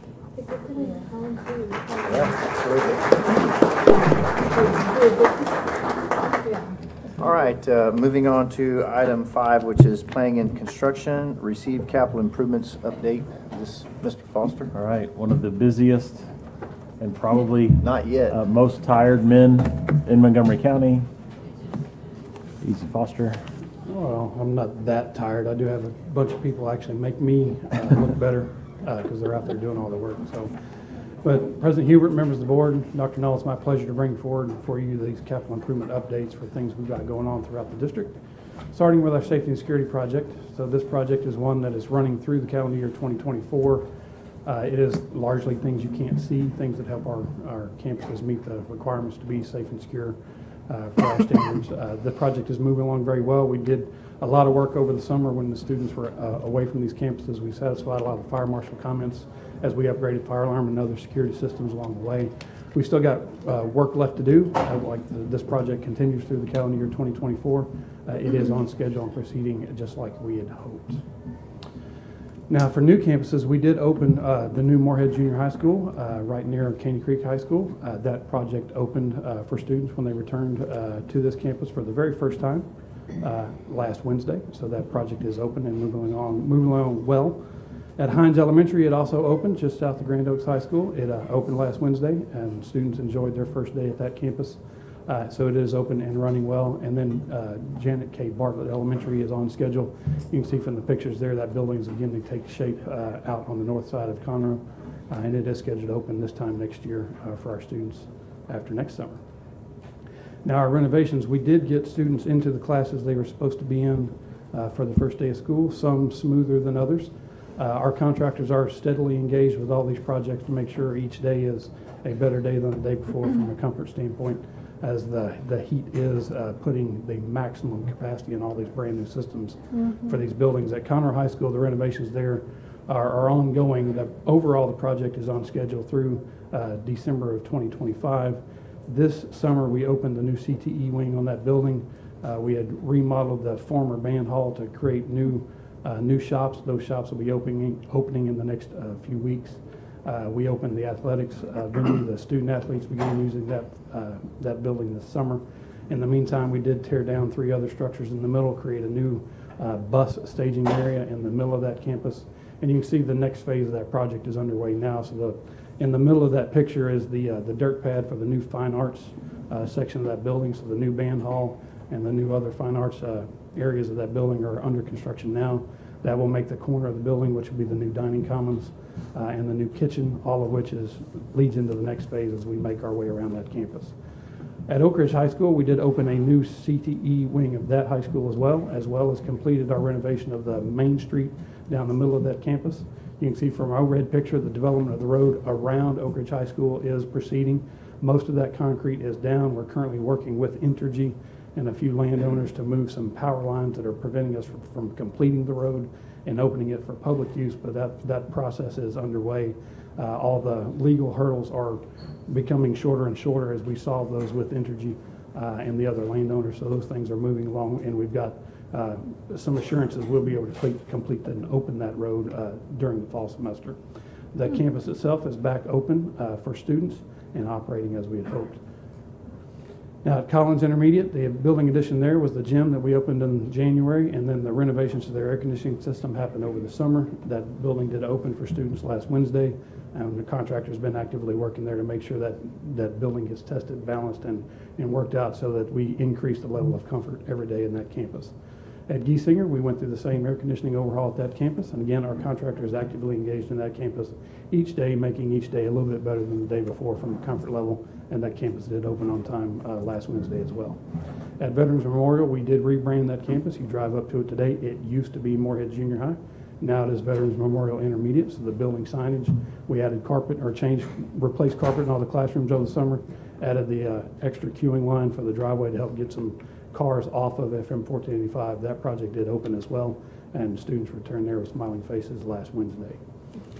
Now our new auxiliary facilities, our East County Transportation Center, you can see from our red picture, the building is nearing its closed-in period, and the fueling systems for that station are underway currently. That project is on schedule, and we look to be using that for our transportation department during the Christmas break, and then fully when students return from the winter break in January. Likewise, at our North County Transportation Center, that building is also near its closing-in period. That new administration building on that campus allows us to remodel the existing buildings to expand the shop to better service our fleets at that campus. Those projects are both underway. We're scheduled to take over and use those new facilities for the transportation department during the winter break in December 2023. And that is our current update. All right. Any questions or thoughts? I have a Yes, question. Conroe High School, what % complete? We are currently about 63% complete with that 63? project overall. Okay. We look forward to another 2.5 years or so of construction, but Fine. we are working through it. Yeah. And the capacity available now for use is enough to handle the increased capacity for the school year there? Well, I'm not sure I'm qualified to answer that question officially, but the capacity at Conroe High School is not enough for the current load in that building. Okay. So, I mean, we're working, we're adding, there's not any new classrooms coming on in the next portions of the work. So what it is today is essentially the capacity that's there, but Dr. Null appears to going to add on to my current statement. Well, presently, the way that the campus is laid out, there is no place for portables. In the future stage, we may not be adding permanent classrooms, but we will eventually have a place that is more conducive to add portables. So the biggest struggle for Conroe High right now is not necessarily classroom space, it's common area space. Yeah. So they, I don't want to break any news, but they're considering shifting from 4 lunches to 5 lunches because the cafeteria is full. They're using a gym as an overflow during lunch, and it is full as well. So they're in consideration of making that change there. And so the next phase of construction that's underway currently actually helps us increase that common space that is currently limited on that campus. So the new dining commons, which is much larger to accommodate a larger student population, is intended. Our goal would be to open it for school next year. We're going to be working with the contractor over the couple of weeks to work out the logistics of that, because there's a new kitchen that's got to be built, and we decommissioned the old kitchen, and so we can't remove one without the other. So there's a lot of T's to cross and I's to dot in order to make sure we do that without disrupting the flow of students for next school year. But that is our goal, to make that plan before we get too deep into September, so that we march forward with fidelity and a common goal that everybody can buy into for next school year. Okay, thank you. Mr. Foster, I have a question. When is the road going around Oak Ridge? I heard you were having some issues with the landowners, but when do you expect that to be complete? So the last concrete pour is scheduled for the next couple of weeks, and then what we're going to be left with, if you drove out there today, you'd see the utility poles in the middle of what is to be a roadway. So we're pouring around them, trying to get the major work done. Entergy has been working with the landowners to move those utility poles to what we're creating as the new right-of-way for that road. We're taking over what used to be McCowan Road and making that Oak Ridge School Road. I've got some processes working with the county for plats and other things that take our current Oak Ridge School Road and we'll land swap with the county. That's not going to hold up opening it, but that's all part and parcel of what's going on right now. As of today, Entergy had 3 of the 4 landowners we're working with nailed down for what they need from them. The 4th one is very near completion, and so it looks like they'll have, their schedules are pretty standard. Once they get this hurdle cleared, then they give themselves about 40 days to do their work, which would put us into October before we get to open it for the public. So that's, that seems reasonable based on what we've seen from them currently. Okay, thank you. I have a question for you, Mr. Foster, actually, too. First, appreciate all the work that they're doing. My question is really about the heat, and you may or may not be able to answer this, but for those workers that are out there in this, is there any additional safety precautions that the construction crews are taking due to all this heat that's going on? And obviously trying to meet deadlines and stuff like that. Yeah, and meeting deadlines is hard because we need a lot of work for a lot of hours in multiple shifts. So there's been a lot of work that's happened in the overnight. Okay. We've shifted some hours to work from 5 a.m. to 2 instead of 7 to 3, which are typical. Frequent breaks, lots of water, lots of hydration. The same thing you do with your own children when you send them out for a sports activity. Send them with a water bottle, make sure they've got access to water, and make sure they're not overexerting themselves.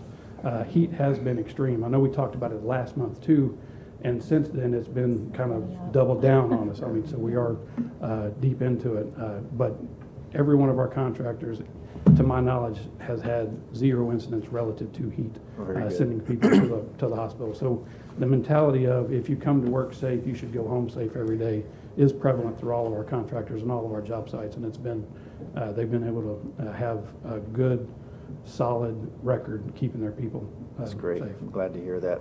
And is the rain slowing y'all down at all? At this point, the rain dances can't start again, so we would be happy to have some rain right now because dust is now one of our considerations. We're having to manage with our neighbors and try to make sure we're not making other problems offsite because of those conditions. Understood. Thank you. Anyone else? All right. Thank you, Mr. Foster. Thank you. Appreciate it.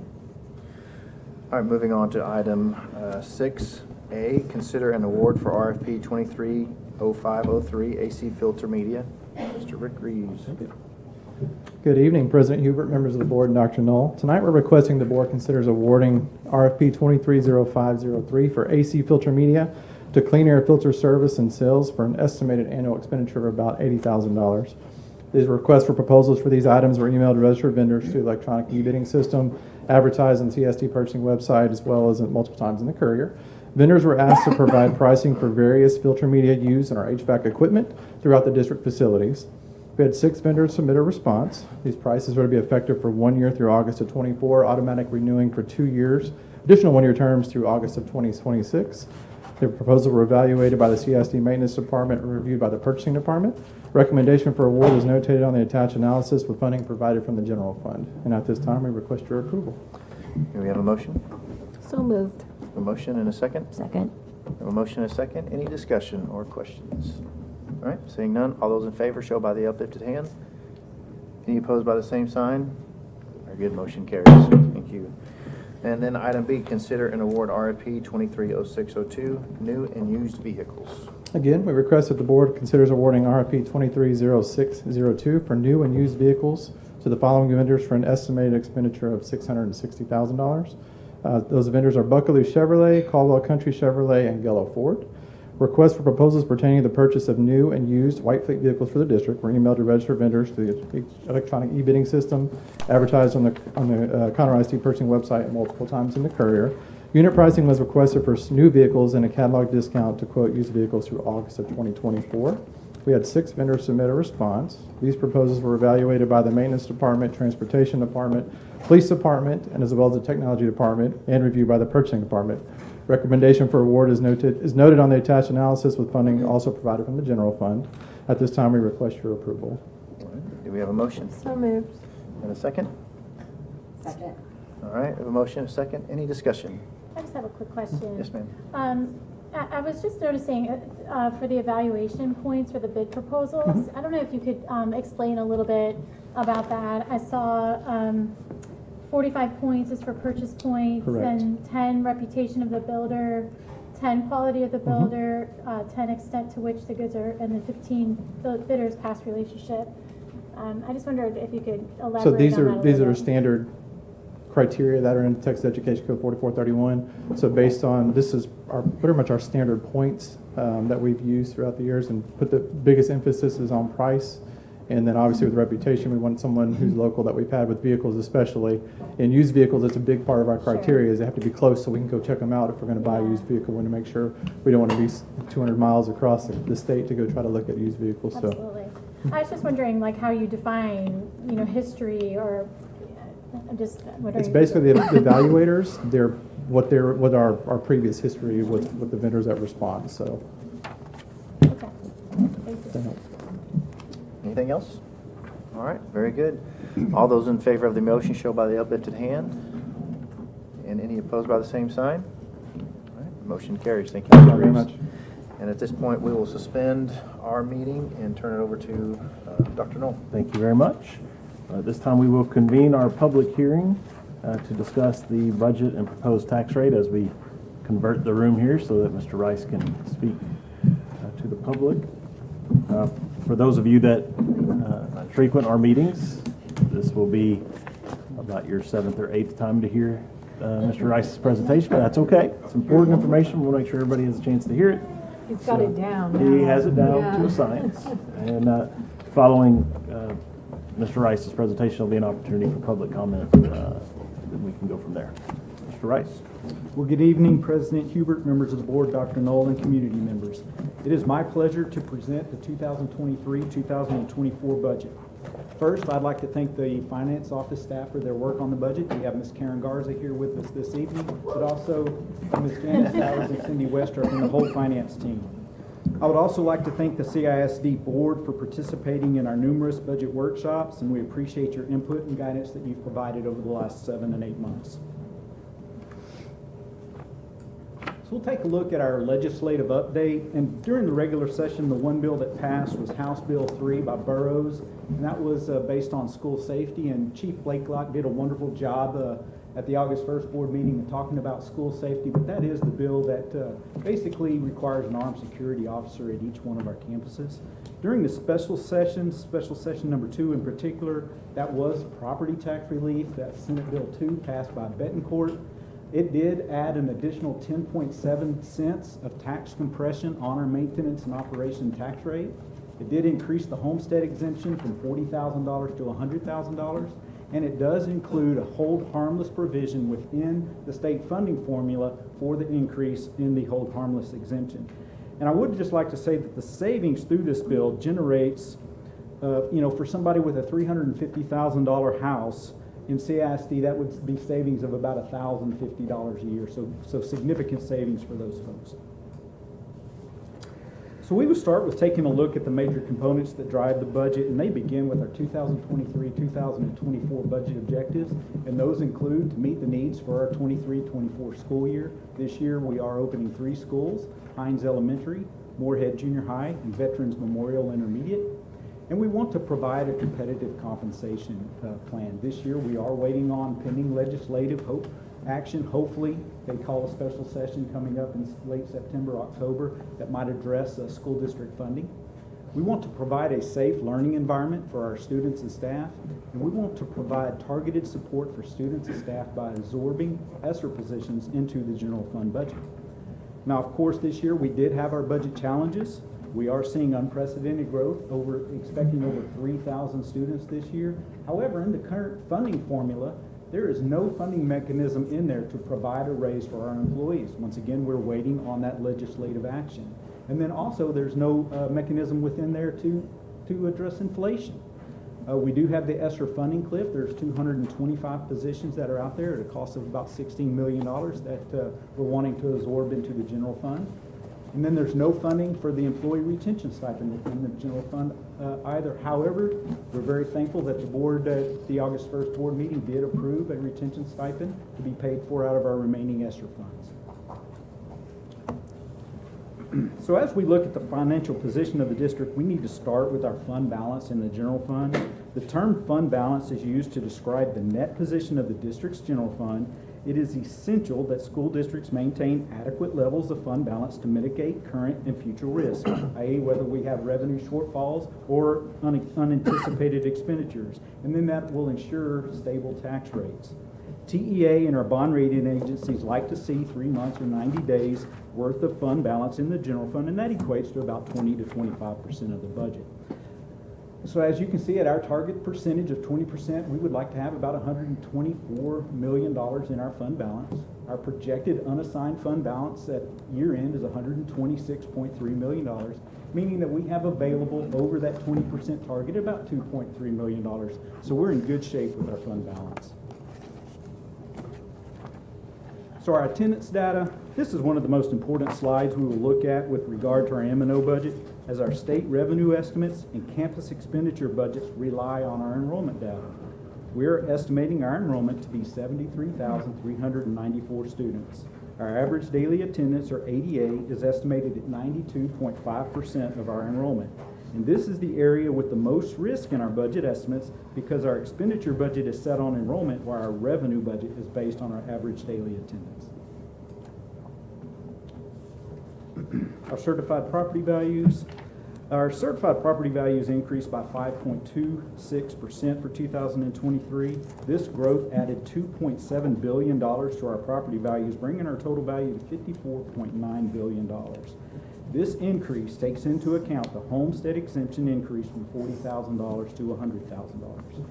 And this increase in value generates no net additional revenue for the general fund due to House Bill 3, but this is the primary source of revenue in the district's debt service fund. Our tax rate history. Our tax rate for 2023-2024 is calculated at 96.21 cents. That is 26 cents on the debt service side and 70.21 cents on the maintenance and operations side. The tax rate is 15.25 cents less than last year. Since 2018-2019, our tax rate has decreased a total of 31.79 cents.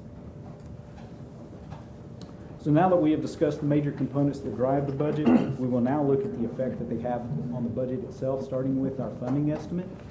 Our property tax revenue decreased based on Senate Bill 2, that is the additional tax rate compression and homestead exemption, decreases our revenue by $60.26 million.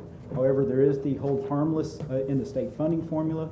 So you see that $60.26 million, that just offsets that, and that effect is zero. We do see an increase in our state funding from our golden penny yield. That added $13.5 million. Our state funding increase from our 3,000 anticipated new students generated $29.91 million. We are increasing our interest income as interest rates have gone up by $4.3 million. TRS on behalf, that's an accounting entry we must do each year. That is increasing by $1.75 million for total estimated funding increase of $49.46 million. So moving to the expenditure side of the budget, this is our 2023-2024 personnel additions. And this is, at first, there is additions to support growth and provide targeted support at the campus level. There's 442 new positions for a total cost of $28.6 million. And then there's additional district support of 113 positions for a total cost of $7 million. The total addition is 556 positions at a cost of $35.7 million. And just a couple of items to note, you can see the staffing changes we had at the first grade through fourth grade. We reduced our staffing ratio to 22-to-1. We did absorb those 225 ESSER positions into the budget. We have multiple positions for special ed support, additional campus support with the ESSER funds, and then we opened 3 new schools this year. So this is our projected expenditure budget increase for 23-24. Once again, the salary increase is 0 right now because we're waiting on legislative action for that. Our additional personnel for growth, $35.75 million. We have Reading Academy, summer school, and teacher pipeline stipends, $2.1 million. We did add an inflation factor into our budget of $3.5 million. We increased our portable building budget by $3 million to help us with our growth. We have increased software cost of $1 million. We have other expenses, our utilities, fuel, insurance, and supplies of $2.36 million. And then the other half of our accounting entry for TRS on behalf, that's $1.75 million. For total estimated expenditure increase of $49.46 million. So although we don't have a raise in the budget, this just kind of gives you an idea of what a 3% raise would cost CISD. It would be about $17.6 million for around a 3% raise. And then pending legislative action for funding, this raise would be retroactive as a result of the resolution that was approved by the Board of Trustees at the June 2023 meeting. So hopefully this fall, the legislature will act and this will be retroactive back to their contract start date. Retention stipend, just once again, thanks to the board for approving a $1,200 stipend that will be paid to our employees in 2 installments on their October 15th and November 15th check of $600 apiece. We're excited about that. So this is our 2023-2024 proposed budget. Our beginning revenue was $623.31 million. Our total estimated revenue increase is $45.46 million, coming 49.46. My eyes are losing me. Our beginning expenditure budget is $623.31 million. Once again, estimated expenditure increase $49.46 million. For total estimated expenditures of $672.77 million. And this is a balanced budget. This pie chart shows our proposed budget by major object. As you can see, we're very payroll intensive or people intensive. Our payroll budget is 89% of our budget. Contracted services make up 5.04% of our budget. The largest item in there is our utility bill. Supplies and materials make up 4.17% of our budget. The largest item in there is fuel for our buses. And equipment and other make up 2.10% of our budget. The largest item in there is property insurance for our buildings. So this is the format that we will be requesting the board to adopt our budget in later this evening. And then this is the notice that was posted in the newspaper for our budget and tax rate and truth and taxation rules. Thank you, Mr. Rice. At this time, we will open it to public comment. If someone would like to make a comment, you're welcome to come to the podium and state your name. You betcha. I'll Okay. take you up on it. All right. No, I wanted to. You got to get to the say- podium, though, so people at home can hear you in the microphone. Really? Sorry. You can't hear me? They Are you probably sure? can. I just Are you sure about that? want to be sure. Okay, so I want to say on behalf of TSTA Conroe, thank you, board, for doing such a great job of trying to find money for retention stipend for us. That is very helpful in keeping our employment here. And thank you for the financial department for doing such an efficient, effective job of handling our monies with such a large, expansive district. Thank you. Thank you. Any comment? Mr. Pedraza? My name is Luis Pedraza. Thank you for all this. So on the 10.7 cents tax compression from Senate Bill 2, that should be really used to reduce the overall tax rate, right? But Yes. because of the bond, we're not going to see that savings. We're going to see a 2 cent rise. So the actual number is 12.7 cents. No, I'm confusing the numbers, but 10.7 cents should reduce our rates, correct?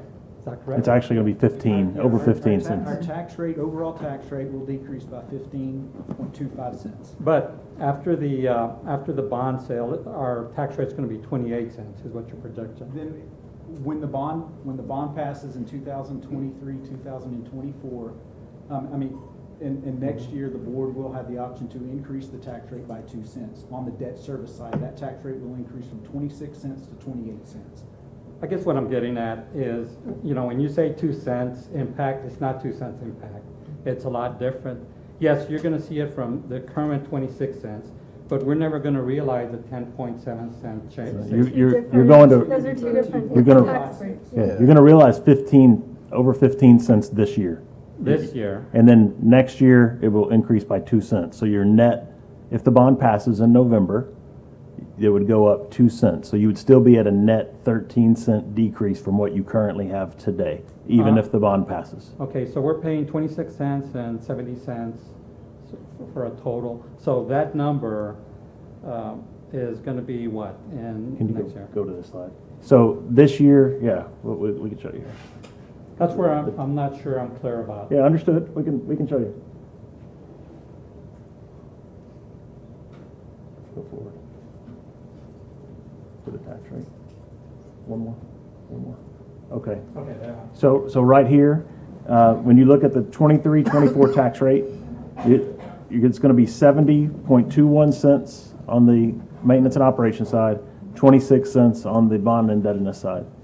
Next year, it would be 70.21 cents on the maintenance and operation and 28 cents on the bond and indebtedness. So the total then, in theory, would be 98.21 after the passage of the bond. So your current tax rate is 111.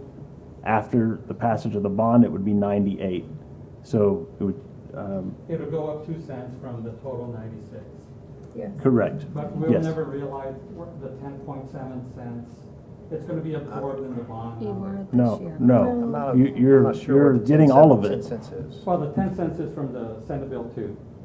Yes, And it's the actually 10 15. cent Yeah. only- And the 10 cent only affects the maintenance and operation side of the tax rate. It does not take, if you notice our debt service tax rate is 26, has been 26. The compression in House Bill 3 and in Senate Bill 2 only addresses the maintenance and operations tax rate. So you will see that full compression on the maintenance and operation tax rate. Yeah. You will see a full 15-cent decrease this Okay, year. 70.21. So Mhm. it's going to be 28 cents in theory next year if the bond passes. Correct. Plus 10 cents less on 70 cents. So whatever that number is. Is that what mine? No. No. The 10 cents is this year. Yeah. Oh, okay. Yeah, it's already there. Yeah. So it's already in the numbers. Yes. Yeah, that's right. You did Yes. say that. Yes, sir. All right. So I guess what I'm getting at is it's kind of confusing sometimes to really understand the bond. It's hard to believe that a $2 billion bond is only going to increase our taxes by 2 cents when we have $1.6 billion and it's 26 cents. That's a hard thing for people to understand that. I don't understand that. How can $2 billion only cost 2 cents when $1.6 billion costs 26 cents? Yeah. It's a matter of, you have to look at it, it's a 2-cent change, but it's 28, it would be 28 cents paying that amount of debt, not Right, so the 2 bond- cents paying that yeah, amount of debt. So the total indebtedness, which is going to be 3.7 billion after the $2 billion, Right. and I round out, that's a pretty good debt load. I guess what I'm getting at, I'm not sure $2 billion is the right number. I am for a bond. I think we need a bond, but $2 billion is very excessive. But that's a different topic. So I'll agree with what you're saying. Yeah, Mr. Roebuck, can we have the charts? I know that you had a chance to visit with them to I show did. you that I our did. math, Yeah. the 28 cents will pay the It is 28 cents. There's an important distinction here of timing as well. Yeah. Just because the bond passes for $2 billion doesn't mean we immediately take out debt in that It amount. takes 4 to 5 years. I Yeah, get it. exactly. But at some So we point are in the paying future- off debt as Right. we are Right. taking on new. Right. Yeah. So it's not a 2 cents. It's not a 2 cent change. It's more than that. It's just over time. It's absolutely a 2-cent change. It's 2 cents.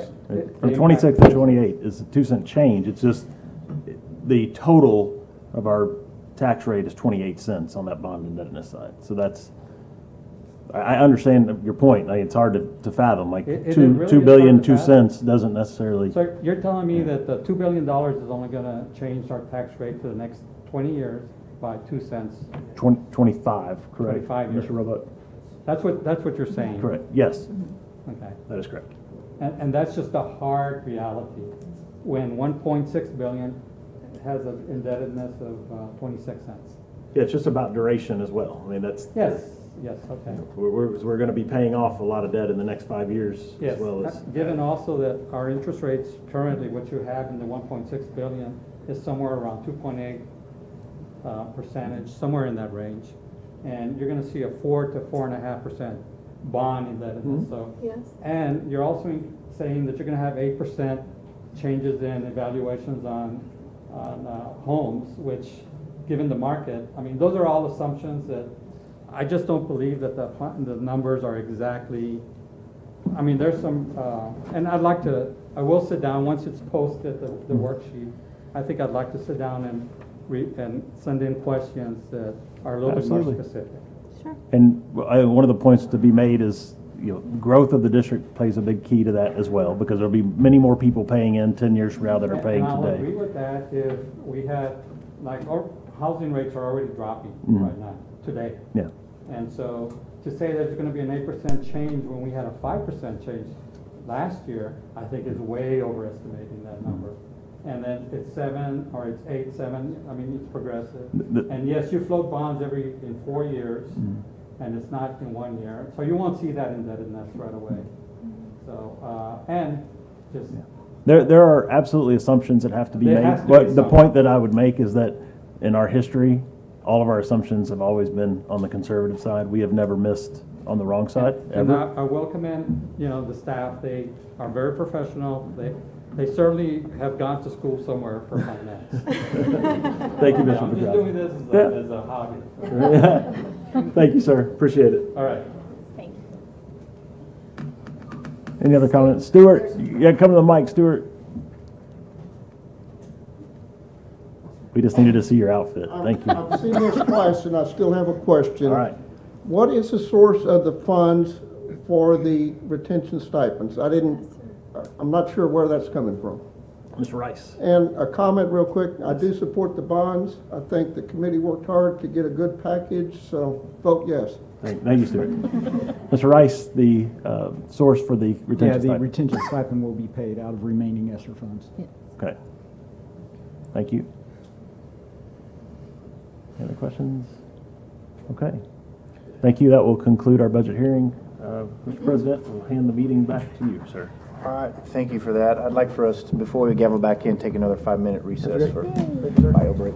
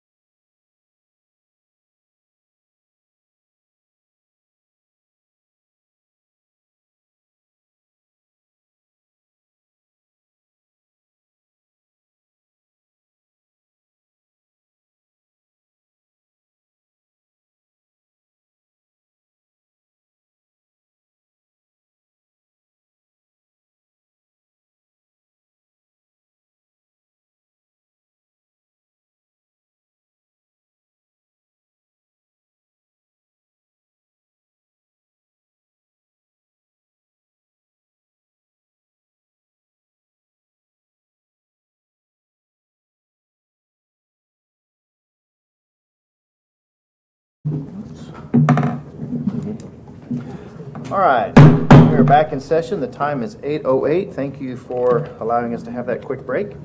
We move on to item 8A, which is consider and approve order authorizing and providing for the deficiency and redemption of certain outstanding obligations of Conroe Independent School District and containing other previous related thereto. All right, Mr. Rice, you want to make our introduction here?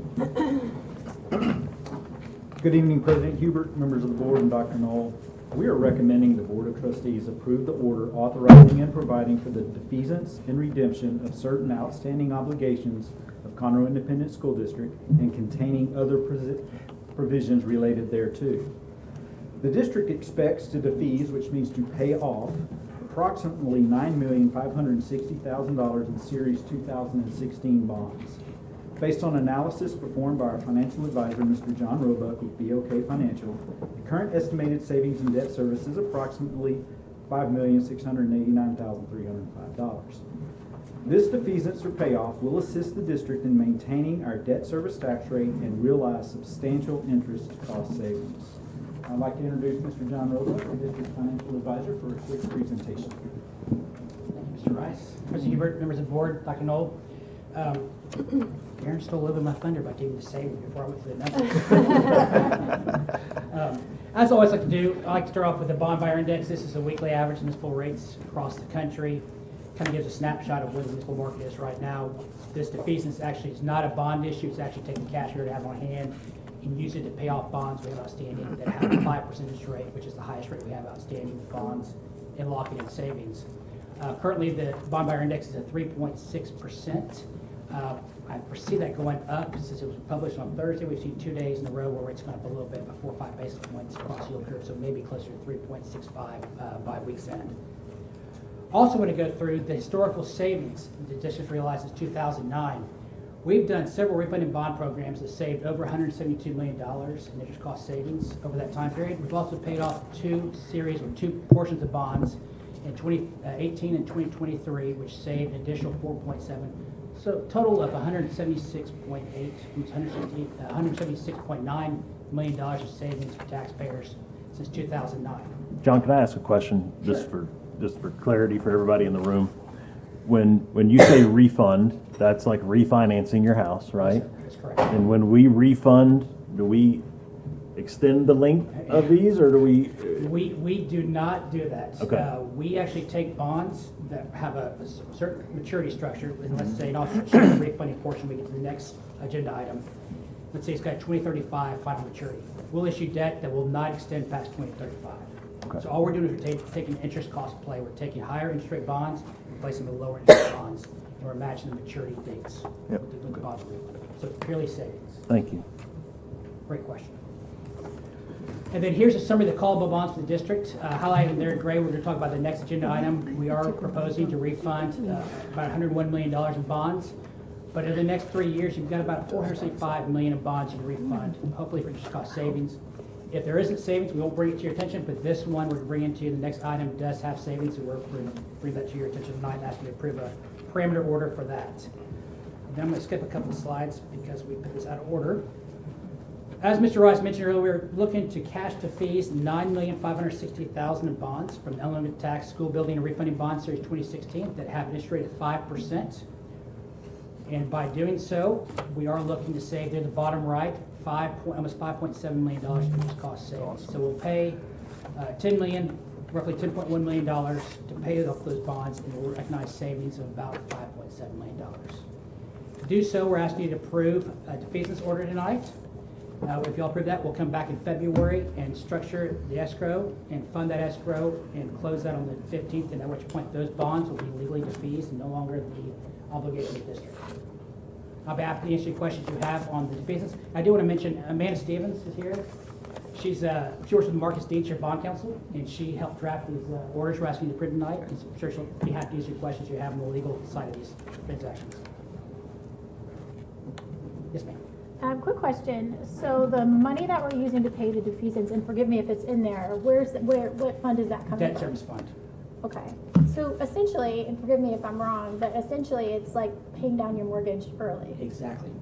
So sounds like a win to me. Yes. And just for clarity's sake, Mr. Rice, once again, I'll ask for you to spot me here if I get it wrong. But once money is on the debt service side, you can't move it to the maintenance and operations side. So the money that's in the fund balance on the debt service side can only be used to buy down debt. So just if you're sitting here thinking like, oh, we might want to move this money over to fund a pay raise, you can't. Yeah. It lives only on that side of the house and must live there. Is Thank that you correct? for clarifying. Okay. You can move it to the debt service, you can move it back. Yeah, you can go that way, you can't go the other way. Exactly. Thank you. All right. Any other questions? All right. Do we have a motion? So moved. We have a motion. Do we have a second? Second. We have a second somewhere over here. All right. Any other questions or comments? All right. I think Ms. Nelson said it best. All right. All those in favor show by the uplifted hand, and any opposed by the same sign. Very good. Motion carries. Congratulations. Thank you for that. That's awesome. All right, moving on to item B, which is consider and approve order authorizing the issuance, sale, and delivery of Conroe Independent School District unlimited tax refunding bonds in one or more series, authorizing the superintendent and chief financial officer to approve the amount, the interest rate, price, redemption provisions, and term thereof, and certain other procedures and provisions related thereof, and contain other matters related thereof. You got any more thereofs you can throw in there for me? So just to repeat what President Hubert said, we are recommending the Board of Trustees approve an order authorizing the issuance, sale, and delivery of Conroe Independent School District unlimited tax school refunding bonds in one or more series, authorizing the superintendent and chief financial officer to approve the amount, the interest rate, price, redemption provisions, and terms thereof, and certain other procedures and provisions related thereto, and containing other matters related to the redemption prior to maturity of certain outstanding bonds, and enacting other provisions related thereto. So, to sum that up, the district expects to issue approximately $107.9 million in refunding bonds to refund portions of our 2014 and 2014 A Series bonds. The current estimated savings in debt service is approximately $6.9 million, and this represents a savings of approximately 4.9% on the projected debt service for the refunded bonds. Once again, I stole John's thunder.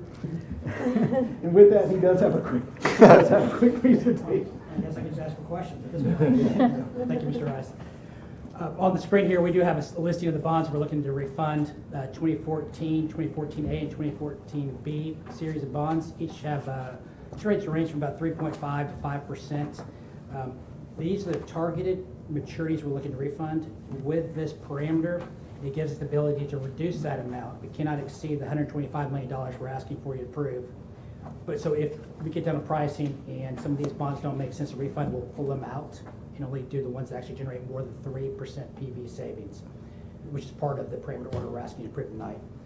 Based on current interest market rates, we are looking to save about $460,000 a year in savings over the next 15 years, or as Mr. Rice said, almost $6.9 million in savings, which is a present value savings of a little more north of 4.9% PV savings.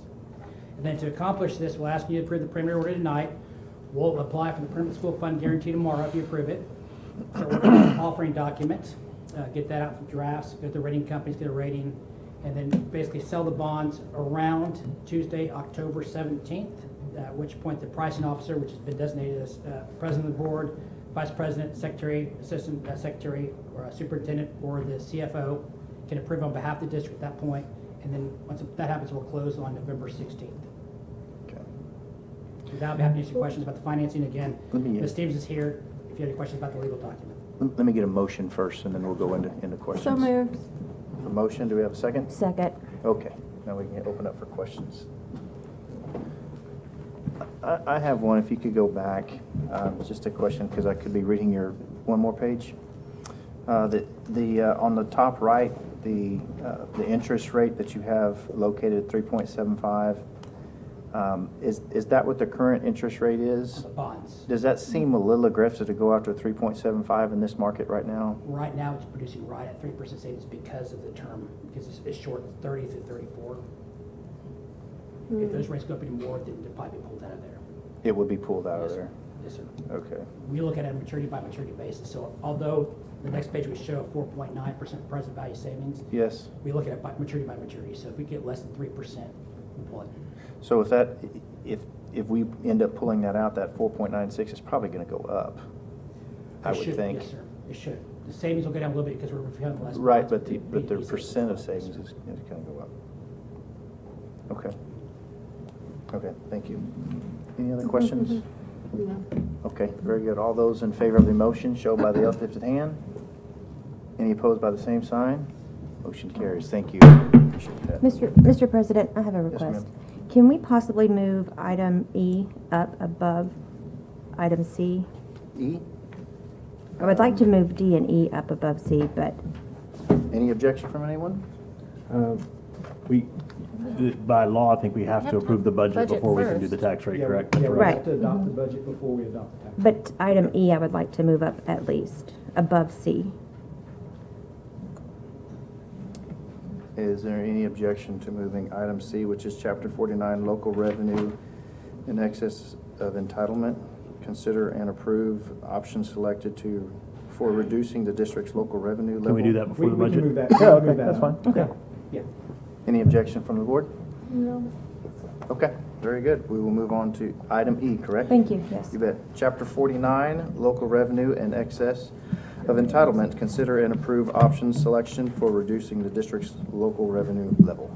So this is an item that we historically lives in the consent agenda because it's really just a housekeeping item, as Karen will describe much better than I will. But because this is y'all's first time to go through it, we thought leaving it in consent agenda is really confusing, and we need to have Karen be able to explain it to us. So, Ms. Garza, if you would. Thank you. Good evening, President Hubert, members of the board, Dr. Knoll.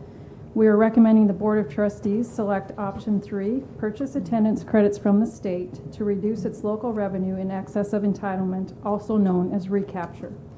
Texas Education Code Chapter 49 requires the Texas Education Agency to notify all school districts whose local yield per student in weighted average daily attendance, or WADA, is estimated to exceed the Tier 2, Level 2 guaranteed yield of $49.28. Since Conroe ISD's proposed tax rate does not include copper pennies, which generate Tier 2, Level 2 funding, this is simply an administrative procedure. TEA recommends that districts with an estimated local revenue in excess of entitlement choose option 3, since it is the least extreme of the choices available. We are asking for your approval of selection 3. Okay. Do we have a motion? Motion and a second? Second. Okay, and open for discussion. Okay, so there's no presentation with this. I think with this, since it is my first time to be looking at this information, when we met early in July, I believe, this was discussed briefly, where if someone could pull up the slides for the average daily attendance, that's the portion that has an impact on this item, correct? Right, but this item does not pertain to our district because we do not have copper pennies. Remember, there are 8 golden pennies available. We are currently accessing 5 of the 8, and there are 9 copper pennies, so we are not accessing any copper pennies.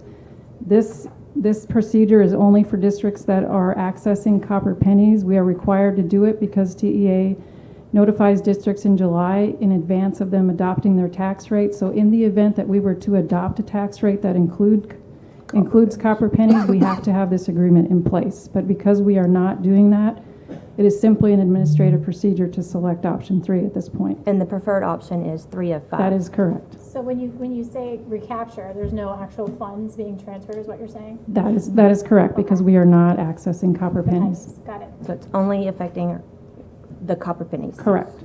Answers my question. Thank you. Okay. Any other questions? That was all. All right, very good. All those in favor of the motion show by the uplifted hand. And any opposed by the same sign? All right, motion carries. Thank you. So we'll do the exact same thing next year. It'll be exactly the same. Be option 3 again. So we just every year this one shows back up is to just make us pick it. So I think I've seen it referred to as an election, an attendance. What is it? Average daily attendance election, and that's what I think threw me off. That would be if we actually were accessing copper pennies, we would have to do that. Yes. Okay. Good to know. Thank you. Appreciate it. Okay, moving on to item C, consider and approve the 2023-2024 official school budget. Yes, it is my pleasure to recommend the Board of Trustees approve the 2023-24 official school budget as discussed in our board workshops, as presented in the public hearings, and as recommended by the district level planning and decision-making committee. At this time, I recommend your approval of the 2023-2024 official school budget. Okay, do we have a motion? So moved. Do we have a second? Second. Motion and a second. All right, any questions or discussion? I want to thank you for all the answered questions, and especially as late as this afternoon when I was asking you, because as Dr. Knoll stated this evening, he understood as 3 new members here. We immediately were hit as we came in with the whole discussion of budget as well as with everything else. And if I was sitting here having full access to asking you all these questions, I can only imagine how the public is looking at it from a 50,000-foot view. It's very difficult, and it's very confusing, and it's very challenging. And even experts I was actually trying to ask questions to were like, we don't have enough information here, you know, and so thank you very much for answering my questions. I believe Ms. Nelson asked about TASB. She asked me as well today. And I couldn't answer the question because we don't have line items for TASB, correct? Like expenses for TASB? For that one particular vendor? No. We do not. Yeah. So that was something that I will be following up with to be able to answer her questions, because when I started researching in my short time, I noticed that there were fees that were associated with co-ops and teacher training and so on and so forth. Is that correct? Yes. All right. So and, I will follow up. And we can provide that detail for Right. for I will follow up expenditures and on- ask. Okay. Thank you. And I spoke with Ms. Nelson as well. I told her, I looked today, I thought maybe she called this afternoon. I was hoping I might have had that information in my email. I looked this afternoon, I just didn't have it, but we'll get it to her tomorrow. I was told it could take days to get a total. We could probably get it faster, Okay. but we had about an hour this afternoon to get it, and we just couldn't. I agree. I was like going, let me find out. Yeah, you we know, just couldn't do it that quick. I thought we could do it that quickly, because I thought it might have been in my email, but it wasn't, so. Okay. Any other questions? No, but I have some comments. Okay. So I always take a data-driven approach to my decisions and the votes here, and I do a lot of research and analysis in my own time, and I don't always think it's helpful to share that thought process, but there's some votes that feel so important and so complicated to the outsider, or so charged, that I feel compelled to show my work, I guess. And so this is one of those votes for me. So if you will just maybe bear with me, I want to talk through my thought process on how I approached this vote, especially given the current climate of funding for public education here. So first of all, I want to say this budget breaks my heart. To pass a budget that does not include any pay raises for the incredibly hardworking and dedicated professionals of Conroe ISD breaks my heart. To all the CISD employees out there, please know it is not fair, it is not right, and you deserve better in so many ways. This district runs on your passion, on your professionalism, on your dedication, on your love. I see that, I know that. I have a 9-year-old at a CISD elementary, and do you know what she wants to be when she grows up? A math, science, and social studies teacher. A switch teacher with her bestie. Kids want to be their heroes. They want to be things that make a difference, that create a positive impact. I mean, despite having a really cool mom, and she's never expressed an interest to go into accounting. So kids' viewpoints are really simple in that way. They want to be something that matters. And so please know that all CISD employees, you matter. And it breaks my heart that there's not a salary increase line on our budget. So how do we end up here with no number there? Despite having 140 legislative days and over $30 billion surplus of our money, the people's money, people of Texas's money, the Texas legislature ended their regular session, without an increase to the building block for school districts' revenue, the basic allotment.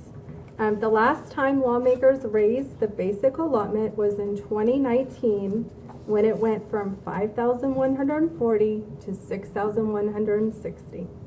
As you can imagine, that 6,160 per student basic allotment doesn't go as far in 2023 that it did in 2019.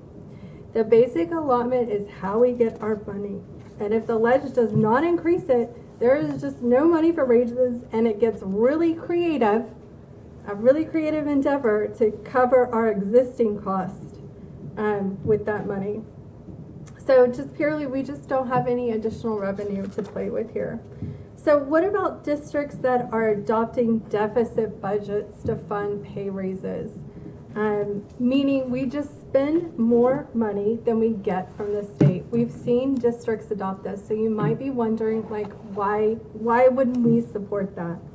And I just want to talk through some of those impacts and why I came to the conclusion that that's not the way to go. First of all, that could a deficit budget could result in a potential credit rating downgrade, a potential downgrade in our bond rating, which will be extremely important when and if our bond passes. Just a few basis points difference can mean millions of dollars, right? The state requires us to keep our 20% reserve. So to do a deficit, budget, we would eat against that. Right now, we only have 2.3 million, right? Yeah. Excess in our 20% reserve to our fund balance. So we would drop below that and open ourselves up to significant risk, right? If anything were to happen, a rainy day, an emergency. So even though like it is required by the state, it also is just very practical to keep that 20% in there. Any deficit for compensation would represent reoccurring expenses for which we do not have the corresponding reoccurring revenue, right? Because the basic allotment doesn't increase, so we don't have any way to cover that. So this just means compounding. The deficit gets worse and worse and worse. And adopting a deficit budget would significantly put our ability to remain solvent long-term at risk and would not be a fiscally responsible thing to do. So if it is so bad, why are other districts doing it? A lot of districts are banking on the special session with the ledge in October, where the ledge is supposed to take up public education funding. There are people in this room that fully expect this to happen, and this board signed a resolution to backdate pay for any increases to the basic allotment that the ledge does in that special session. In addition to that, some districts have very large fund balances, like significantly over the 20% reserve, so they can cover a deficit year over year and still not put themselves at risk. Conroe ISD is not in that position.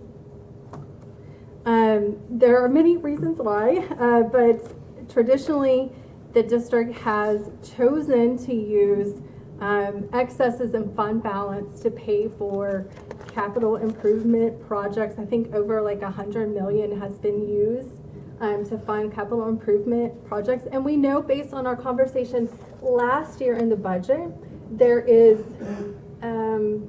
limited support in having large fund balances over 20% from the community.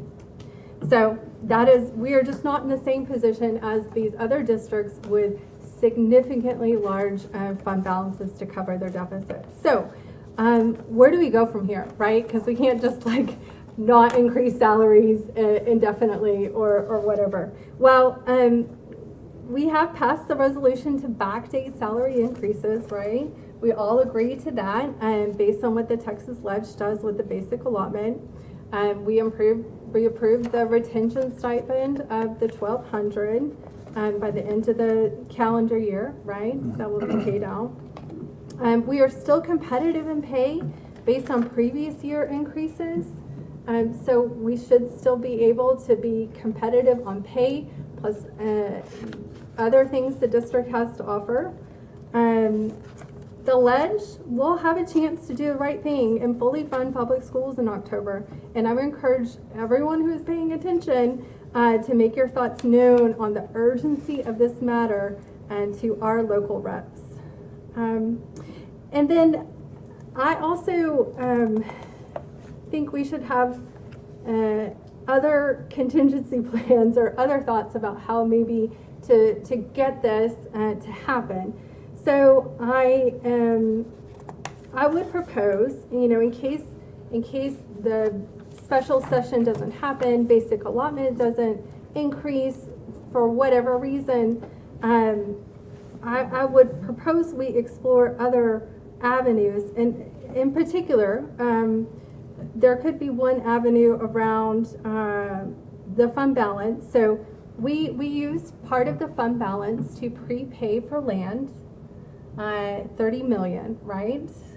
So we prepaid for land in advance of the bond to actually build the new schools on this land. So upon the bond passage, if the bond passed, the bond would reimburse our fund balance, that 30 million that we prepaid for that land. This would be in excess, right, of our 20% reserve. This would buy approximately 2 years of a 3% increase. That's correct. What I would urge the board to think about, and nothing for a decision now, but just to consider and mull over this idea to use that 30 million to fund a 2 years worth of a 3% salary increase, so it would not. It would probably be closer to about 2.5%, to be exact, if we're looking for exact. Ish. Yeah. Ish. All my numbers are ish, okay? But it could fund approximately 2 years, right? Where we would not go in a deficit budget, but we could still provide a salary increase if the ledge doesn't come through with a basic allotment increase. And then hopefully within that 2 years, we would have another ledge session. They would do what's right and increase the basic allotment. If not, then we could explore at that time going for a beta or something. But it was really important to me. It was like important to me to know that there was a way out of this mess that the ledge has given us with public education funding, a way to do right by the employees of Conroe ISD. And so I don't know, that's obviously not a preference and we don't have to decide anything now, but I just wanted to put it out there that, for all those listening and all those impacted by no salary increase number, like we are trying to be creative and we are trying to come up with ideas about how to put a number there while also doing the right thing for the community and the right thing, being fiscally responsible with the district's budget. So anyway, those are my thoughts. I'm just showing my work about how I got to my decision. Maybe it helps you, maybe it helps people listening, or maybe you just had to listen to me. Thanks. I know Ms. Duggan has some questions.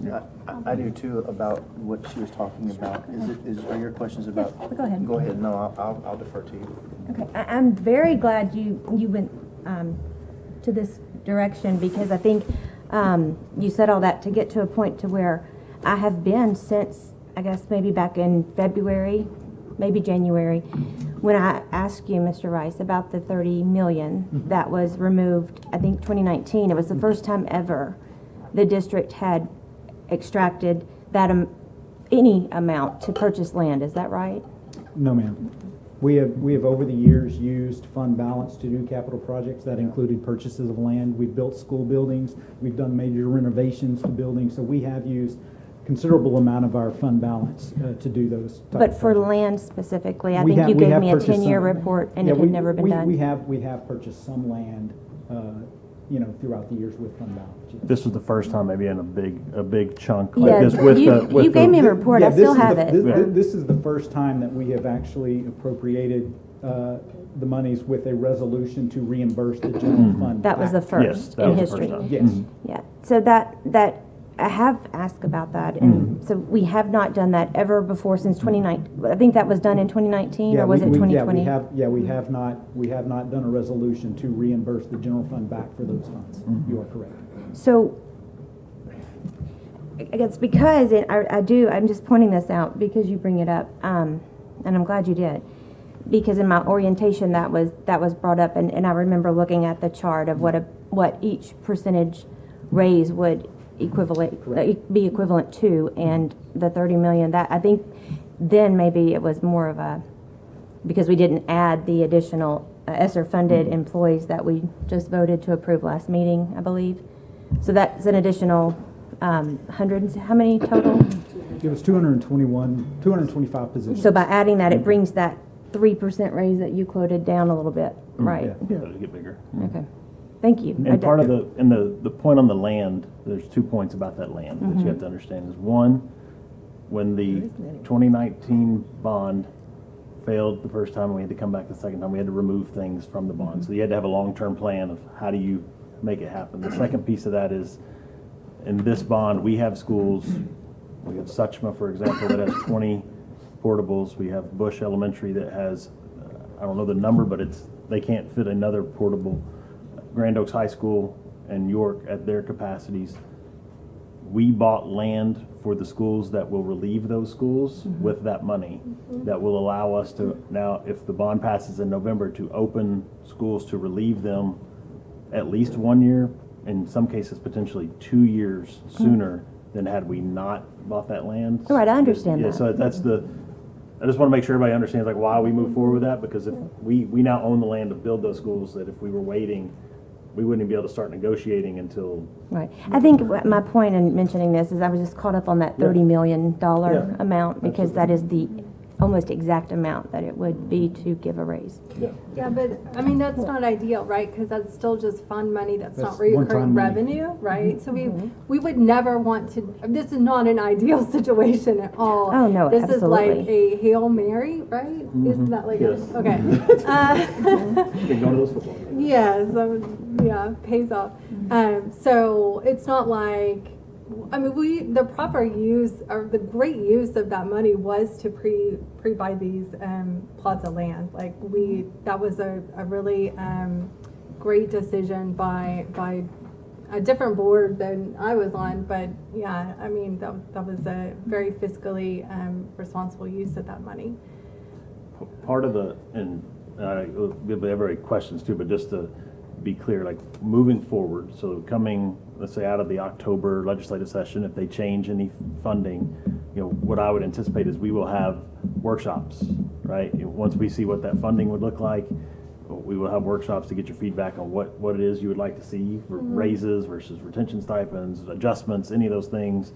And then if the bond were successful, then also that $30 million back into the fund balance would be in play for that discussion as well. So how you all would want to use that, we would come to you all for your guidance to tell us how you want us to build it. Thank you. Ms. Nelson. I just had a quick question, Mr. Rice. Where does the no new revenue rate fall into all of this? The no new revenue rate, this year it is an odd year, because this is the first time that the no new revenue rate is actually above the rate that we're recommending for the board, and that is because of the compression that is passed in Senate Bill 2. So we're fortunate that the legislature did do that, but the no new revenue rate, and I was going to talk about that in the next item. Okay. As we discussed at the August 1st meeting, I reported that it was at $1.09. We have gotten additional information from the appraisal district, some corrected reports. That rate is actually just a little over $1 at 1.0046. It is still about 4.25 cents above the tax rate that we're recommending this evening. So does that answer your question? Yes, that does. Thank you. Oh, and just a quick observation. I kind of just took a peek back at last year's just to kind of just compare and contrast. And I noticed when you were talking about potentially a deficit or the reserves that we're taking, and where the state recommends the 20%. What was our number at last year? We were higher than 20%, were we not? So yes, I do not recall what percentage. Yeah, we've been at 28, and that's what's typically happened. So when you look historically, and Darren has a chart that sometimes he shows where it's a bar graph, and he shows us kind of chopping the top off of it. Right. So historically, what has happened is when it's crept up over 25, and like I said, I've seen 28. That's when boards have taken that money and used it for capital improvements for debt avoidance. Yeah. Right. So we did, we built Wilkinson Elementary from cash, doing that. We did an addition at Irons I believe, doing that. Yes, we did. But maybe Oak Ridge 9 might have been that way as well. So that's Several. typically Yeah. what has happened. So we have been Right. higher But we're at the 20% right now. at this We're moment at the because that same- 30 million yeah. is pulled out. Correct. We are. $2 million, but We have about Yeah. 2.3 million above that floor. Okay. Thank you. Yes, ma'am. Ms. Oldenwelder? I thought you were going to go next, but. I'll go last. Trustee Chase, thank you, because as you were going through, I was like, check, check. There were several things that were on my list as well, and that saved us all time by just doing it one time. So thank you. I had several questions regarding what do we do if we don't? We can't just keep going, and so I just wanted to say thank you because that really clarified a lot of things that I would have been asking too. So thank you. I think it's nice when we can all agree on an issue. There you go.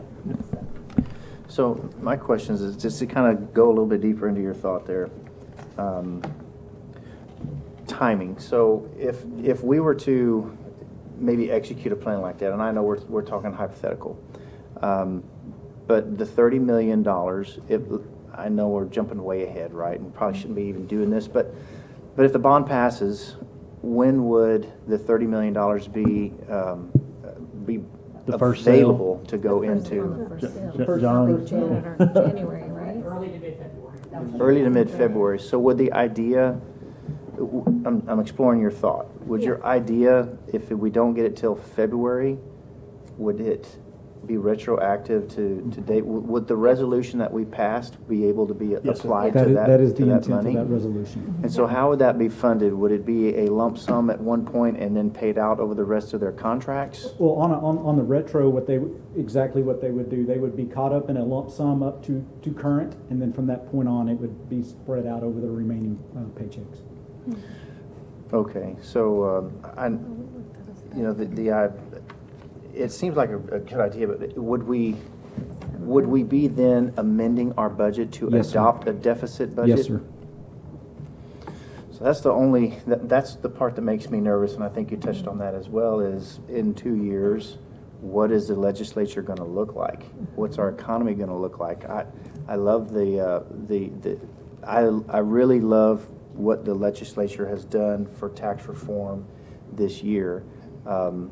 And it's for 2 years. I just don't know what it's going to be like. What are the ramifications of that going to be? And so if we adopt $30 million this year, that means we're adopting $30 million next year because we can't take the raises away. Cover 2 years. Okay, Yeah, we do excuse me. 15 Yeah. this year, 15 15 and next. 15. And I think Excuse me. To get So- us to the next legislature. So 15 and 15, and then we're in the same boat that other districts are in right Yes. now. Correct.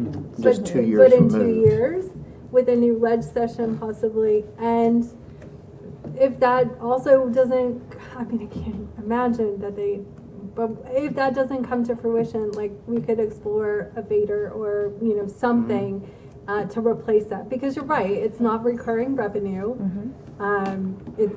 It's gone once it's spent. Right. But it gives us a runway to President Hubert, we would be in this same position next year wanting to find a way to give employees raises, because that $30 million would have to eat cover into. the first year Yes. raise. Right. So we would be no raises the here second year. next Just cover year the costs. Right. trying to figure out where to find funding to Unless provide we raises for access our, Right. the pennies in the Vader. unless we access Yeah. a Vader. Correct, which I know we can talk about, maybe at the next item or later on down the road. I don't know where we'll go with that, but it's great that, like you said, we all feel the same way. And I truly believe that the state legislature is going to find a way to fulfill an obligation. We believe that too. I do. I think Strong. that's why we brought the resolution. We're confident that they're going to do something, and perhaps, I believe they will. And I think we'll be talking in November or December about a raise based on the new money, and then you may want to have a conversation about that 30 million, using a portion of that for a retention stipend for the spring in addition to the raise. And then it's one-time money and you don't have the recurring negative revenue situation. So I think there's a lot of possibilities there. Okay. And Yeah. we have a lot to look forward to, I think. That is definitely the good preference, right? That the basic allotment is, increased and we're fully funded. I thought it was important to give some hope that there, could be other options to do what needs to be done. So. I also like that you expressed why we weren't, the importance of not doing what other districts have done and expressing how other districts have done it, because that has been, we all know, we've all heard it, we've all read it, and it was, people were asking and wondering why.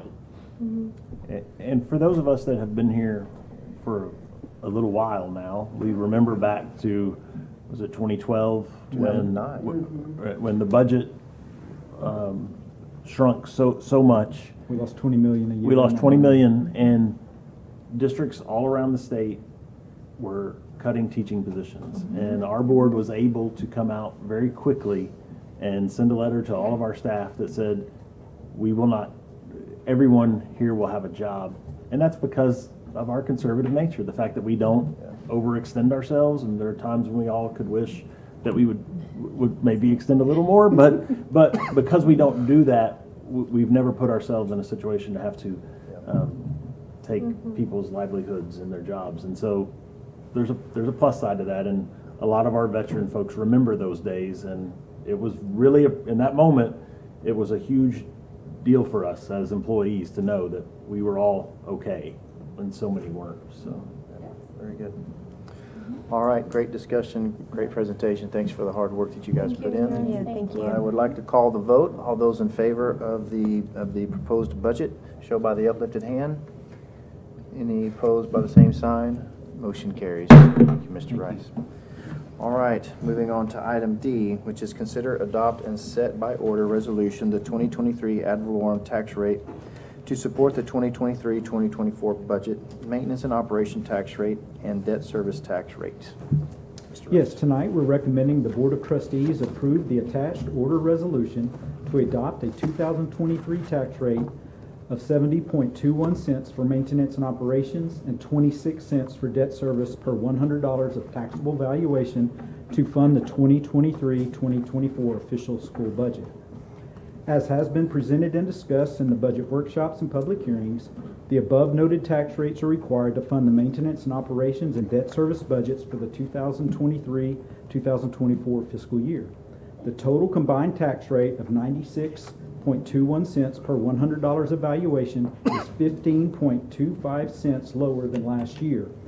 And just to put this in perspective, and I said this earlier, a taxpayer with a home valued at $350,000 will save $1,050 compared to last year. Just for some historical perspective, I went out there and looked and tried to find a tax rate that would be lower than this. I went back all the way to 1984, and the lowest tax rate I could find for our district in the last 40 years was $1.07.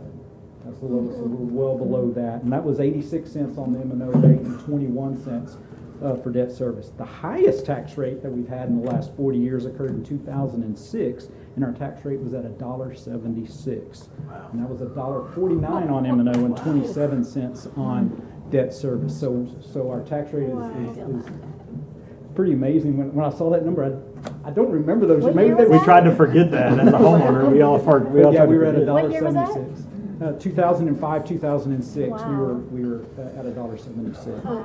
We need businesses and people to keep moving in. We fared, very well. Number one, with our boards over the years, their actions, and then currently the legislature doing the additional tax compression.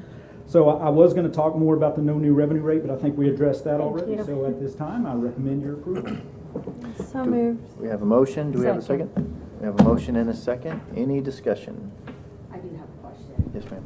So based on the discussion before that got very confusing about if a bond does pass, so what we'll be facing, let's just forget, we're all making hypotheticals here. All right. But if it's 96 cents in next year when we're doing the budget, and the bond is only going to be bringing us up to 98. Correct. Correct? Yes, ma'am. So the bond will not impact this year's tax Right. rate at all. It will wait. It'll be you'll see a 2-cent change next year. Yes. And I'm looking through my little crystal ball. Y'all remember, we'll still be dealing with compression. We'll still have some property value growth. Right. I would probably say our tax rate will actually go down. Again. Next year. Overall tax rate will go down. Now, our debt service side will go up, but overall tax rate. With compression. Right. Yeah, with compression, based on compression. Is the are the analysis and the chart showing how we arrived at the 2%? Is that available on the bond? On the 2 cents? Yeah. Is that available on the website? We're working on that currently. We plan on putting that out tomorrow. Okay.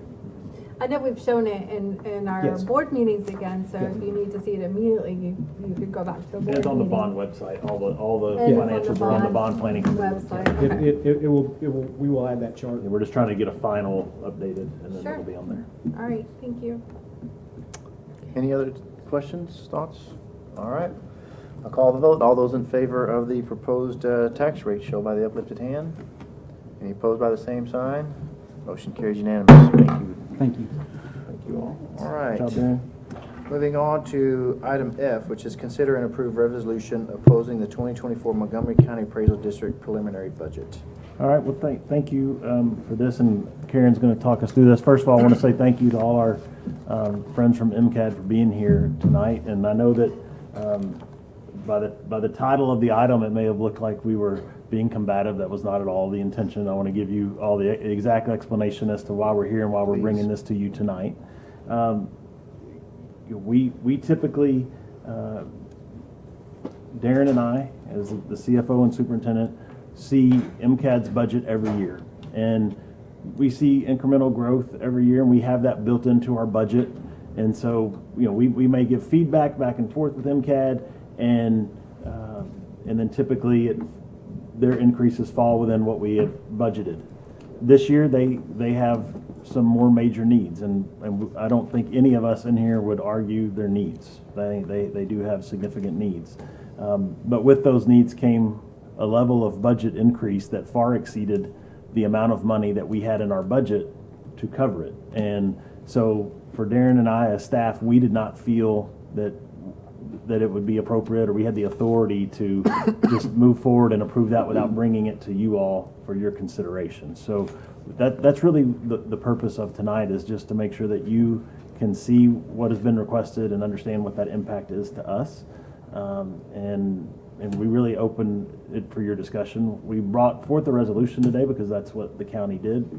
If we don't post it that way, you don't have that as an option to do it if you choose to. If you choose to, you do. If you don't, you don't. We completely understand that. But really, this is about awareness.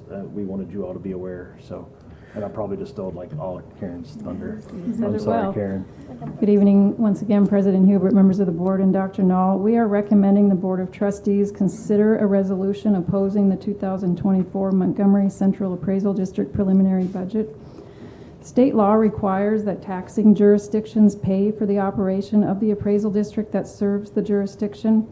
The amount that each jurisdiction is required to pay is determined by the entity's share of the overall levy.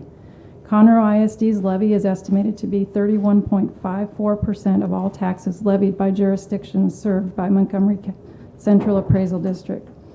The second largest taxing jurisdiction, Montgomery County, is estimated at 17% share, has considered and approved a similar item at their July 2023 Commissioners Court meeting.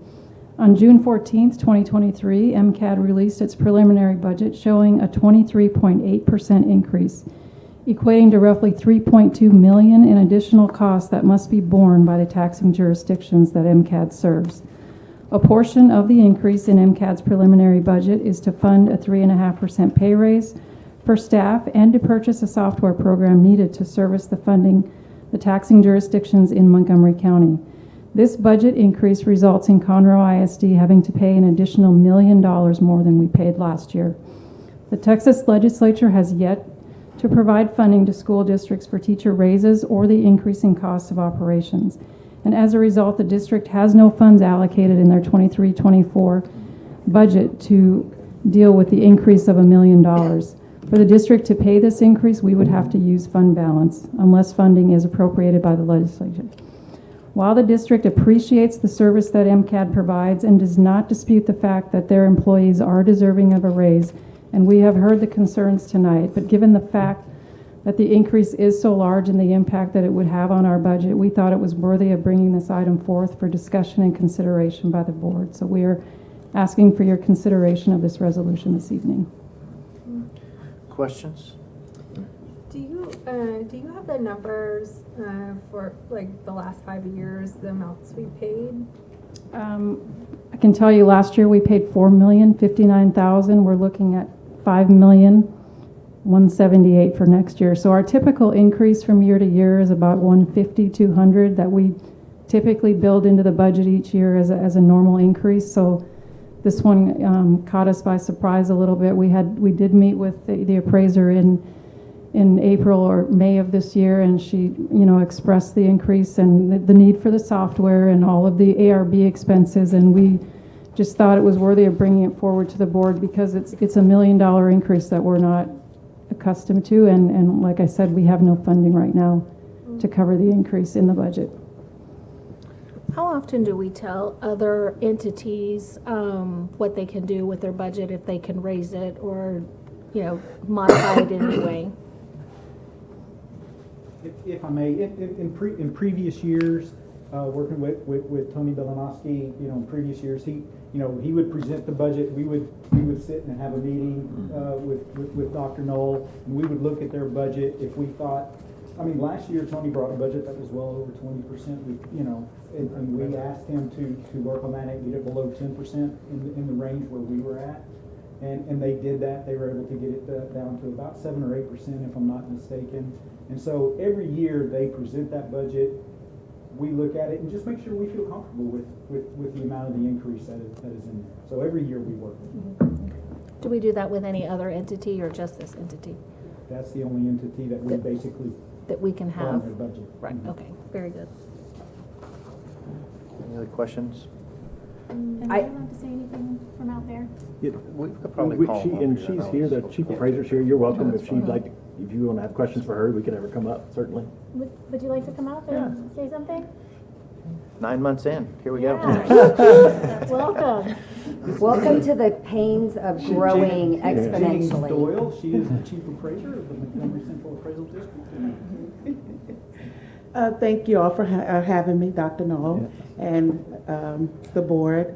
I work very close with Karen and Darren, and they have been very good, and I have hit the ground running. I have been the chief appraiser now for 8 months, and I tell you, the first thing I did was I made a visit to Dr. Knoll and to Darren and introduced myself, and I made another visit with Karen and her staff, and she's right, we did express our concerns. Darren hit a very valid point where he said that normally the chief appraiser would come, present a budget, and then they would express their concerns, and the chief appraiser would go back and just really, really butcher that budget really well to a single digit. And I will tell you that I would want nothing more than a first-year chief appraiser to present to you a single-digit budget. However, by doing that single-digit budget, there are a lot of consequences and what we are experiencing now behind a single-digit budget. Out of 254 counties, we are number 11. We are considered a metropolitan CAD now. And with that, it comes the extreme growth. And let me tell you, in order for us to be able to just come with a 7%, even 23% is total $3 million. Our budget last year was just $13 million. And when you talk about the increases, we're only asking for a 3.5% increase. It's a merit, and it's based upon the employee's evaluation. That comes to a total equation of $209,000. That's it. So that 3.5% by no means the same figures as it means compared to your budget here. You have an astronomical budget, right? 23% would be unheard of. But when you're talking 23% for such a small budget, it's really not that unheard of. We have been under budget, or should I say conservative. We have been very conservative over the past. And I'll give you an example, our postage. We have been averaging about $200,000 for our postage. This year alone, because of every time the legislations meet, they put more financial burden on the appraisal districts. This year, we're already at $500,000 that we have spent for our postage. And that includes the sending postcards out to every property owner, educating them on MOCO tax. It also includes the information we got to have on our software. Senate Bill 2 are now talking about 3 elected officials for the appraisal district board of directors. Well, although we welcome that, it comes with a financial burden. I've talked to our elections administrator. We're looking at about $300,000 for the May 24 election. And so, and along with that, they're also asking in another bill that all the information from the protests are basically now displayed on the website. Well, that costs money too. And so what we did was in our operations, our ARB, last year, we had an average of $450,000. When I pull all the GLs, that's the first thing I did. When I took over, I dug into that budget. I pulled all the GLs for 2022. We spent over $696,000 for the ARB when we're only budgeted for $475,000. This year, 23, by that single digit budget, it brought us up to a $495,000 for our ARB. This year alone, it's going to take our ARB over $1 million. Right now, we have 3 line items in our budget that already have a negative. And we will pull that money from our fund balance because the last thing we want to do is come before our taxing entities and asking for more money. So just those general things alone, let's take out the 3.5%. It's $209,000. That's okay. But as long as we can get all of the operational things that we need just to work efficiently and to be able to answer the property owners' phone calls when they call, or to be able to sit down and listen with them and hear them and educate them on our property values. That is what we do. This is what we love. And those tax rates, we love it. We love it when those tax rates are low. Because we all know the general rule of thumb, right? The higher the values, the lower the tax rate. That's the rule of thumb. And so, we want to continue to do the best we can for Conroe ISD in order for you to continue to do all the wonderful things that you're doing. But I think we've just come now, unfortunately, to the end of the road where we can no longer do the single digit. If we do that, I will have to cut 5 positions, lay out 5 positions at the end of the year, and we will have to reduce the staff and pension to 1.2% in order for us to get to a 7%. Can you imagine? And so with that, I do understand Dr. Nolan's concern because he's right. It hit us too. It hit us like a ton of bricks. But in order for us to get to that zero balance budget, we have to have the funds that is state mandated for us to operate. We can't help the ARB. People are going to file the protest. Last year, we had 85,000. This year, we're at 98,000 protests. And we have a small window in which we have to get that done to certify 14 weeks to hear 95% of those protests so that we can get the numbers to Karen and to Darren so they can start this process. So again, I do understand, but unfortunately, I think we're here now, and everyone is growing. We know the growth is here. We are who we are. We are Metropolitan CAD, and we want to be one of the best in the state. So that is why you see the increases that you see now. It's not because we wanted to, it's because we had to.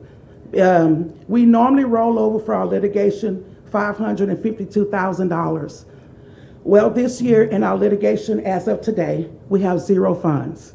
So I am going to be at our board meeting taking funds from our reserve to put into our litigation, which is going to be half. We have 1.2. So we're going to be using half of that just for the litigation. And we're not finished with the ARB yet. But we're going to do everything we can not to come back and have to ask our taxing entities for money. But in 2024, if we don't do something soon, like I always say, doomsday is coming. You know, without it, you know, we failed our property value study in 2023. Values were low. What does that mean? Well, when we fall out the invalid findings, you know, it's going to affect state funding. We failed in 21. We have to pass this year because it could be impacted.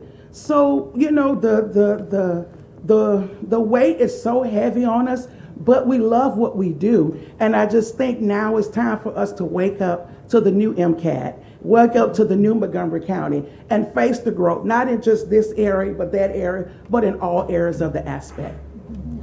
So of 108 of the taxing entities that you Yes, serve, will they all be paying a portion of Yes. this? If they collect, yes, ma'am, they are required by law to pay their portion. Okay, thank you. And your portion this year, when she says the million, that include everything. If we take the software out, then it brings up to $697,000 increase. But you know what they say? Much is given, much is required. You are the largest. You generate the most revenue. So, but Ms. anyway, Doyle, I would like yes. to add that you are a real asset to the team, and we thank you for Thank your you. comments and just willing to come up and Sure, and no speak on problem. the fly like this. Thank you. Anytime. And I Thank guess you. maybe Darren, if you could just give clarification here. You all don't approve their budget. You all approve, you know, the board members when each year you elect members to the MCAT's board, and they will be the ones that approve their budget. So really, what we're giving tonight is input more than anything, because regardless of what your input is, they may still adopt a budget. You know, so it's an opportunity for you to provide input, but they still, you don't have control, I guess is what I'm saying. Now, if we were It would take 51% of all taxing jurisdictions to pass a resolution not wanting to approve the budget for us to even make them reconsider, you know, if they wanted to move forward with that. Yeah. So So there's really not it's just input. Yeah, it's not control, it's just input. It's just And if, in this situation, if we do experience $1 million increase, we have that available in fund balance. And Yes. then next year, we would just build it into the budget. Yes, sir. Moving forward. Okay. So it sounds like they're facing the exact same growth impact that we are in the years of trying to be Yeah, they're very similar. Thank you, frugal. They've been very frugal. I will say, over the years, they have functioned very much like us as far as, In their you know, defense, year they have been after very year, frugal. they have cut and they've cut and they've cut. And they can't cut anymore. Right. Is that what, okay. And the that's software, what and the software, and she didn't mention it, and she could talk more about the software is the software that, you know, if you remember when I talked about the no new revenue rate, having to get new reports, the software that they currently have is failing. And we're so big, it's taken days and days to run reports now that we used to be able to, you know, generate very quickly, but the new software will make them more efficient, that hopefully in the future they'll have less ARBs because their information will be more accurate when they get it to taxpayers. So.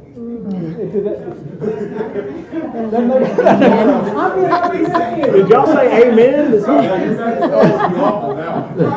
Protest is the property owner's right, and it's just like voting. We want them to exercise their right. Sure. And just so you know that majority of our protests, 77% is agent protests. The property owners only make up 20-something%. So it'll help them be more efficient and help us get more accurate records. So then, this increase would catch them up for their infrastructure needs, and we would expect a much lower number increase the following year. Well, well, that's the plan, you know. This is recorded. Yes, I know. Well, what we wanted to do this year was to come with the 5-year plan. You know, I'm not a year-to-year, you know, kind of girl. I like to do a 5-year plan. But this year, I mean, it was just cleanup time. We had to get to a zero-based budget before we can plan out the next 5 years. So remember I said we're not asking for any new employees, right? And so the reason we did that, because we had to compromise somewhere, right? So we're like, okay, you know, let's focus on what's important and what's needed. So I can't tell you that next year it won't be at 23, a double digit, but it will not be at 23. Right. I guarantee you that. But again, our goal is to get us at a zero-based budget so that we can balance a little bit better, and then you can start seeing some, you know, reasonable increases as we move forward. Yeah. I mean, your story is not unfamiliar. So, Yes, ma'am. and I mean, we're, you know, your customer, and we depend on you, right, to get us these numbers and to collect the taxes, and especially for our debt service, which will become, again, very relevant with our bond that hopefully will pass. We need you to be operating at the right level. Yes, so, ma'am. yeah. And we do, you know, our goal is to make sure we have as much revenue on the roll as possible. Every year, you know, we've always started behind.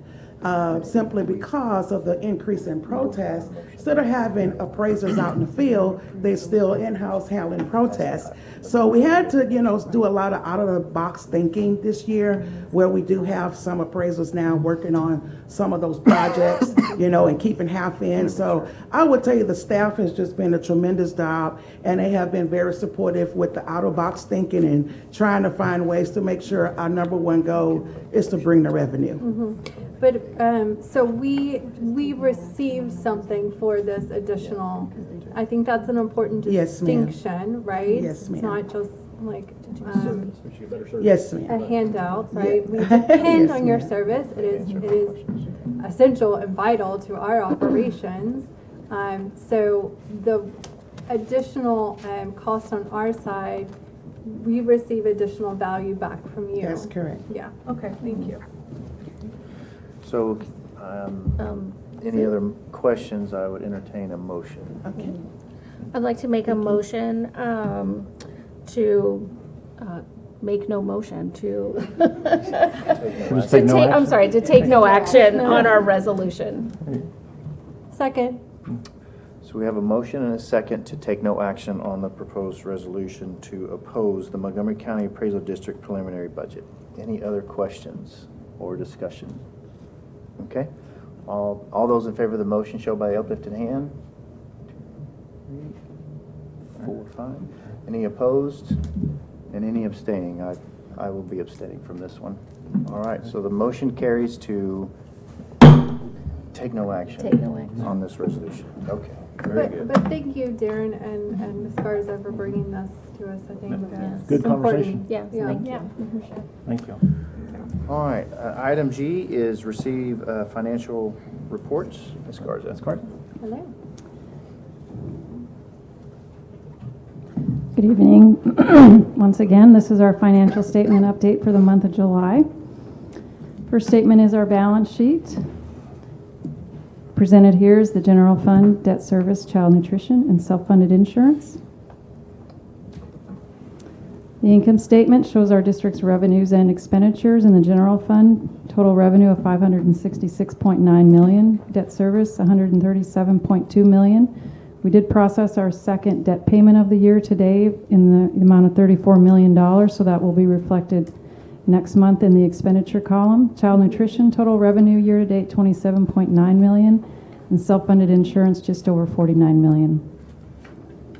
Our 2019 bond referendum update, estimated to complete just over $46.5 million of the authorized $653,570,000 bond. Our self-funded insurance utilization in the plan for July was very similar to the month of June.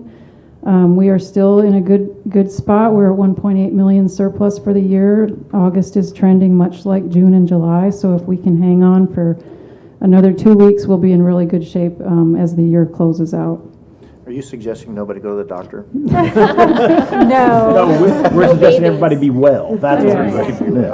Yes. Everybody's back at work now, so. Our investment update as of July 31st, our par value 531.1 million. The pools are yielding 5.35. Wood Forest National Bank 5.61.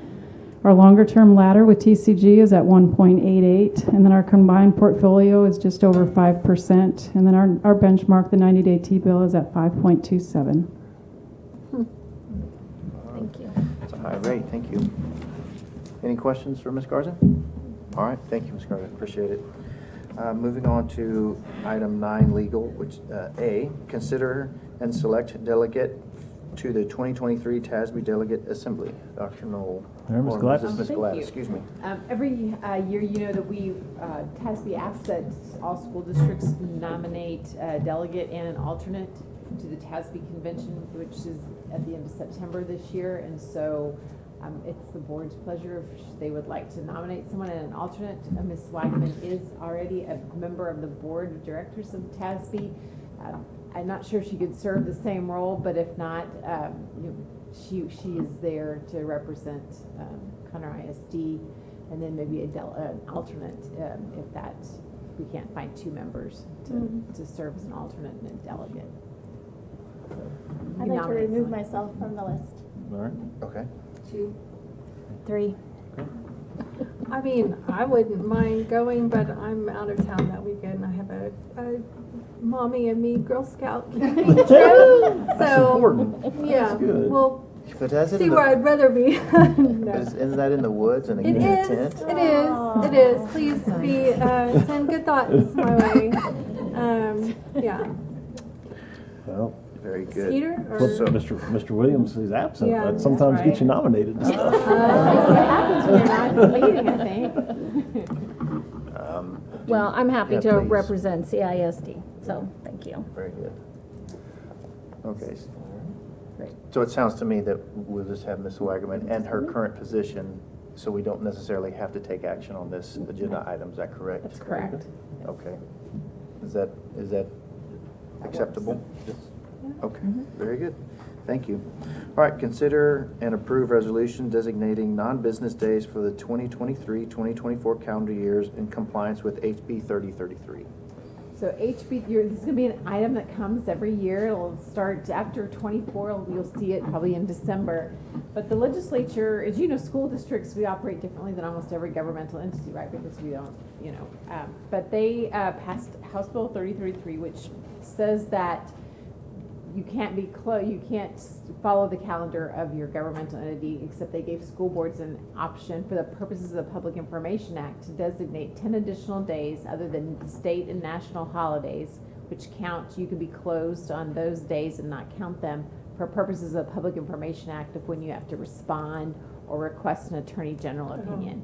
And so this resolution establishes 10 additional days for the rest of this year when the bill becomes effective September 1st, and then 10 additional days for 2024, so we don't have to turn around and come right back and do the resolution again. And so that the days are set out at the bottom of page 1 of the resolution for both of those years. For this year, it pretty much it covers Thanksgiving break and winter break, and then next year it's portions of spring break, Thanksgiving break, and winter break. Okay. We'd ask you to approve that resolution so we can post it and let people know. Okay, very what good. business So days are.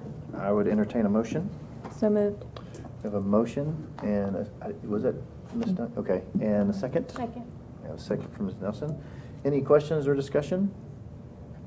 All right, seeing none, all those in favor show by the uplifted hand. Any opposed by the same sign? Very good, motion carries. All right, and guess what? We have executive session. The board will go into session pursuant to the sections 551.071 and 551.074 of the Texas Open Meeting Act. Any action, vote, or decision of the board with regard to any matters discussed in closed session will be made when the board returns to open session. The time is 9:23.